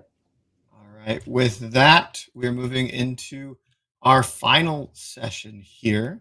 We've got our partners at Dacity. We've got Travis, who will be interviewing Ben from Astrid and Miu. Now, Astrid and Miu is based in the UK, and because of that, this session had to be pre-recorded. But if you ask any questions for Ben or for Travis, we'll make sure that we get them over to him, and they'll follow up with you via email. So with that, let me go ahead and share the video file, which will just take a second here on my screen. And I think I can. All right, everybody. Really excited for this closing keynote. We've got Travis from Dacity interviewing Ben from Astrid and Miu. I'll let you guys take it away. Awesome. Thank you, Derek. So like Derek mentioned, I'm Travis. I'm a partner manager at Dacity. We are a data and analytics platform for omnichannel brands, and we help turn data chaos into clarity. I'm with Ben, the head of operations, the COO at Astrid and Miu. Ben, would you like to share a little bit about yourself and Astrid and Miu? Yeah, sure. Thanks for the introduction. So yeah, I'm Ben. Astrid and Miu is a jewelry brand. We have stores and online presence, and really we try and make omnichannel like a big part of our customer proposition. We do services in stores, so tattoos, piercing, welded bracelets, and so that we can't do them online. So the stores are really important to us. And as a COO, what do you do at Astrid? A bit of everything, but mainly anything that has numbers involved with it. So I oversee the finance, merch, e-commerce, and operations team. Okay, awesome. And can you give us just like a bit of an overview of like how many SKUs you're working with and managing at Astrid and Miu? Because, you know, in our conversations, it's quite complex, and that kind of adds a challenge to the operations aspect of the business. Absolutely, yeah. We have about 2,000 SKUs available on site at any one time, so it is fairly broad. Yeah, nice. And so, yeah, I mean, so how long have you been there for? I've been at Astrid and Miu just shy of 3 years now. Right, and so I can imagine that when you're growing and scaling and you have so many SKUs, like that's like a massive headache and a lot of like, you know, juggling that you're going to have to try to work with.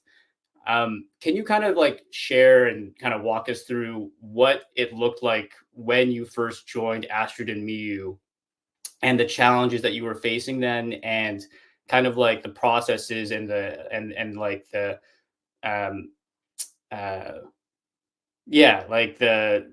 how you've been able to smooth them over in the 3 years and to get to where you are now? Of course, yeah. So when I joined 3 years ago, we were probably less than a third of the size that we are now. So the problems were big for the size, but they'd be much bigger now if they were still there.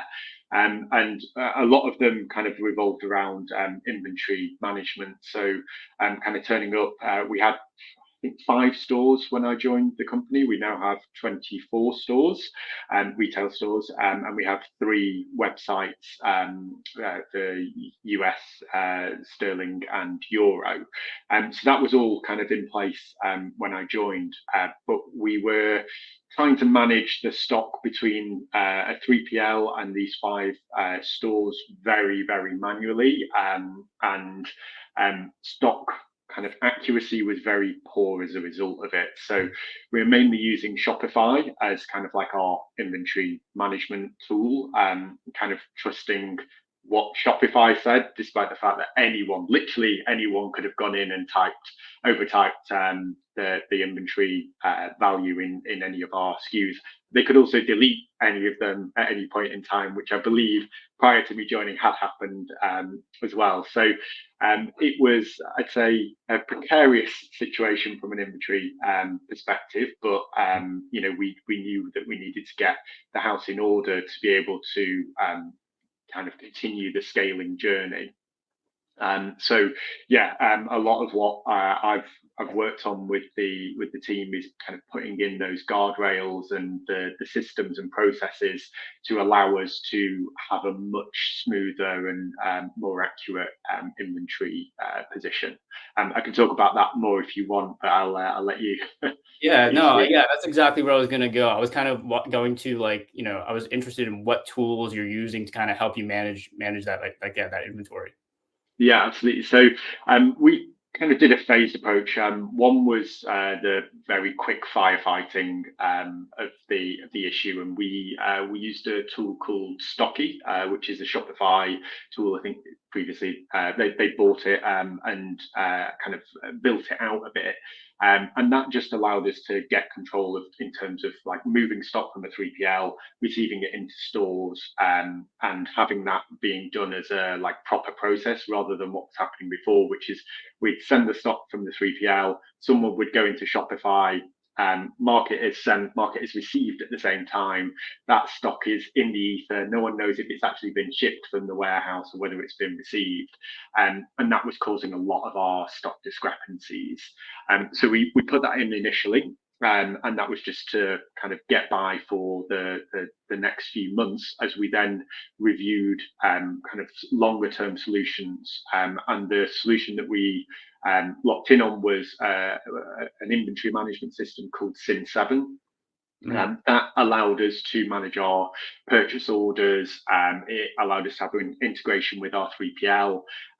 We could manage all of our stores on their process, inventory transfers between the 3PL, between stores, between the 3PL and stores, and kind of keep a good track on the inventory movement. And it integrates nicely with Shopify as well. So that was a kind of a few months that it took us to get that up and running, but it was really game changing in being able to really see where the stock was shrinking and moving and where the inaccuracies were coming through. Okay, nice. Yeah, and talk to me a little bit about like how you've kind of had to manage that inventory as you've been growing and scaling. From our previous conversations, you talked about international expansion. And one of the things that you mentioned was that I believe you're still on one 3PL. Is that right? That's right. We did briefly have 2. One was in Europe, in Germany. We had that for about a year, and this was kind of post Brexit. I joined post Brexit, but we were still dealing with the pain. Still are dealing with the pain of Brexit having happened. And so we'd set up this 3PL in Germany to manage the impact of kind of taxes and duties on our operations and the speed within which we could move goods between UK and Europe. One of the big issues we had with shipping from the UK was that just clearing the border into Europe was taking multiple days because you have to have every bit of paperwork exactly right to get it through swiftly, and that was slowing down our operations. So we set up 3PL in Germany, and it didn't work out. We found that actually the delays that we were having from shipping, which we've actually since been able to reduce quite a bit by choosing a good kind of shipping partner, were totally offset by the impacts of just not being able to hold enough stock in a separate warehouse to manage the volume and the variation in volume of the different SKUs that we were for the orders that we were receiving in Europe. It was a much less mature market than the UK, so a lot less predictable. And we were spending a lot of time, a lot of energy, and a lot of cash on putting the enough stock in the location to manage it. Okay, awesome. Yeah. And sorry, just for a bit of background for everybody, might have jumped the gun a little bit, but Ben and Astrid and Mio, they're located in the UK. And so, yeah, expansion for them looked like, Germany and the rest of Europe. But it's also been like a focus for you guys this year to expand into the US, right? That's right. Yeah. So we opened our first store. We opened a pop up in 2022 in Nolita, and then in New York, and we then opened our permanent store in West Village last year, which has been brilliant. And yeah, we still run our .us operations from the UK 3PL. Okay, awesome. And curious how you're utilizing data and analytics to inform operational decisions. Wow, big question. So we use Dusty, which is no doubt why we're talking. But we use Dusty to collate all of our information together. So we're on Shopify, as I've already mentioned. So that has a really great integration in terms of just being able to pull our daily sales reporting, our order volumes, all of that kind of like good stuff into a reporting view, and gives us that kind of one source of truth for being able to have lots of different teams pulling the data together without kind of questioning, which filter have you got on this report in Shopify, which is certainly the way it was when I first joined Ashton and Mio. Mm-hmm. Awesome. And so, as you're going into your fourth year, you're kind of, focusing on US expansion. What are some of like the issues and the grumbles that you're still kind of working through and that are continuing, like whether that's like processes, working with the retailers? I would love to kind of understand like what your challenges today are. Yeah, I think we've seen like massive growth in the last few years, which has been amazing, but it brings its own problems with it, in that actually embedding processes and getting everyone on the same page with it. It's easy when you've got a team of 50 people, but we now have a team of close to 400 people, including our retail staff, and communicating the processes and making sure that everything's being followed in the way that you've designed it to becomes increasingly important, but also increasingly difficult to communicate out. So it's the challenge we're having right now is things like inventory counts, like making sure they're done in a set way at the set time, that they're counting the right products, and that we're prioritizing the products of higher value, and so on, and that we're then delving into where there's inaccuracies in it, which over 24 stores is it's a big challenge. And with a relatively lean team in the office, trying to support that is a challenge as well. So a lot of what we're working on as a company is putting those processes in place, documenting them, sharing them out on platforms that all of the retail and office teams have got access to, and then putting in the structures to delve in where we're seeing those inaccuracies come through, and really understanding what's led to them. So yeah, that's the big challenge at the moment. Yeah. And I remember you kind of like talking about how you are thinking of, or you are like going to kind of like implement like bonusing store managers for like the accuracy of like their inventory counts. So that way it's just, they're incentivized. Yeah. Yeah, exactly. Just making sure that everyone's thinking about it every day, and I think it's a great way to make sure people are thinking about it, and to have it as the positive bonus as well. We want to reward that good performance on stock accuracy too. Absolutely. And what's like so kind of what does the future look like for Astrid and Mio? Like is it really just a focus on the US for this year? Is that the big focus, or what's the next goal?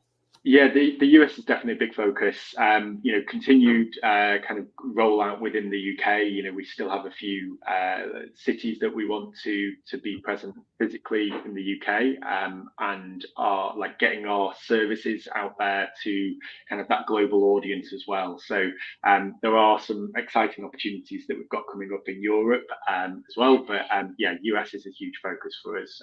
We know our customer is there. We see great sales online, and we really want to get out there in physical retail, and start piercing the US customer as well. Awesome. Well, thank you so much, Ben. Really appreciate you taking the time to talk and share with us on how you're streamlining the operations at Astrid and Miu, the growth that you've seen, and especially at the international expansion part. I think that's a big focus for a lot of the brands that are going to be on here today. So for them to kind of learn and get some insight from you on how you were going through that is going to be super valuable. My pleasure. Awesome. Thanks, guys. Really quick, Ben, as we talked a little bit about omnichannel, I'm just personally curious on your favorite, e-commerce marketplaces, and your least favorite e-commerce marketplaces, and how you look at those from a channel expansion standpoint, including regionally as well. Interesting. So marketplaces haven't really been part of our strategy as a brand. We've worked with the likes of Zalando in the past, and found that we haven't had the traction. You end up having to pay a fortune to kind of get that visibility on there. And we've kind of been resistant to go down the kind of Amazon route in terms of the brand value that you can kind of portray there. I don't think they've nailed luxury yet, although I'm sure they would love to be able to. So you think are they discount luxury? Is that what you would say? Like, you know what I mean? Yeah, I just wouldn't. I wouldn't say they're luxury at all. Like, I think where they do really well is putting that product that you already know what you want in front of you at the cheapest price, and it's there with you the same or the next day. We've got 2,000 SKUs for a reason, and they're all designed in-house, and they've all got stories behind them that we just don't think we'd be able to tell in that environment. If you find Google jewelry, or Amazon search jewelry, you get the full assortment, and our sustainability credentials, the story behind meanings of stones, all of that kind of stuff. We just think would get lost in that kind of marketplace. So is it maybe that there's not the right marketplace for you right now? Is that how you might say it? Yeah, I would. Certainly. We're very happy to be going out there and pitching ourselves to the customers, and also being careful with the margins and pricing as well. It's another kind of factor that a brand that's probably well known in North America is Majori, who they're very careful not to go into big wholesale players or marketplaces, because you degrade that margin, and it means that you can't offer the competitive pricing that you'd want to, and you end up in a D2C model being a massive discount brand to kind of achieve the revenue that you want to. It's not part of what we want, because we want to be able to offer an affordable kind of luxury product. It's a double-edged sword, I suppose, because so many other brands are seeing good growth on marketplace channels. But I actually completely agree with you. You can't do it the same way with with this type of product and industry specific. So I love the focus there. Makes it really clear, keeps the brand strong. Awesome, Ben. Thank you so much, and thank you, Travis, and to the team at Dacity. What would you say, Travis, to our audience if they're looking to learn more about Dacity? Yeah, you can reach me at travisc@dacity.com, or feel free to add me on LinkedIn. You can also book a demo directly on our homepage, and that's daasity.com. And essentially, we are a omni-channel data and analytics platform to be able to pull in all your different reporting and sales and orders into one platform. So if you're selling on Shopify, Amazon, wholesale, retail, they live in data silos. We're able to pull that and essentially consolidate that and give you insights to be able to, drive your business with data. Love it. Awesome. Super important, as we discussed here. Thank you both so much. And we're going to move into our closing remarks, I guess. Thank you.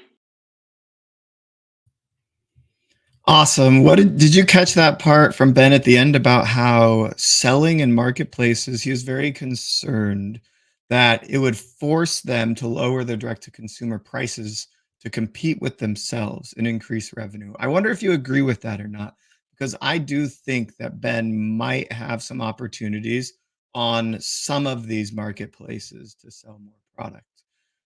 But yeah, that was it from all of our sessions. Thank you so much for sticking around to the end today. I'm your host, Derek Haney. I've had a blast here with another great virtual event in which we were able to connect brands like you with a lot of these other brands in the industry and watch each other learn and grow together. So many phenomenal brands came out here and shared their stories with us, which I really, really appreciate.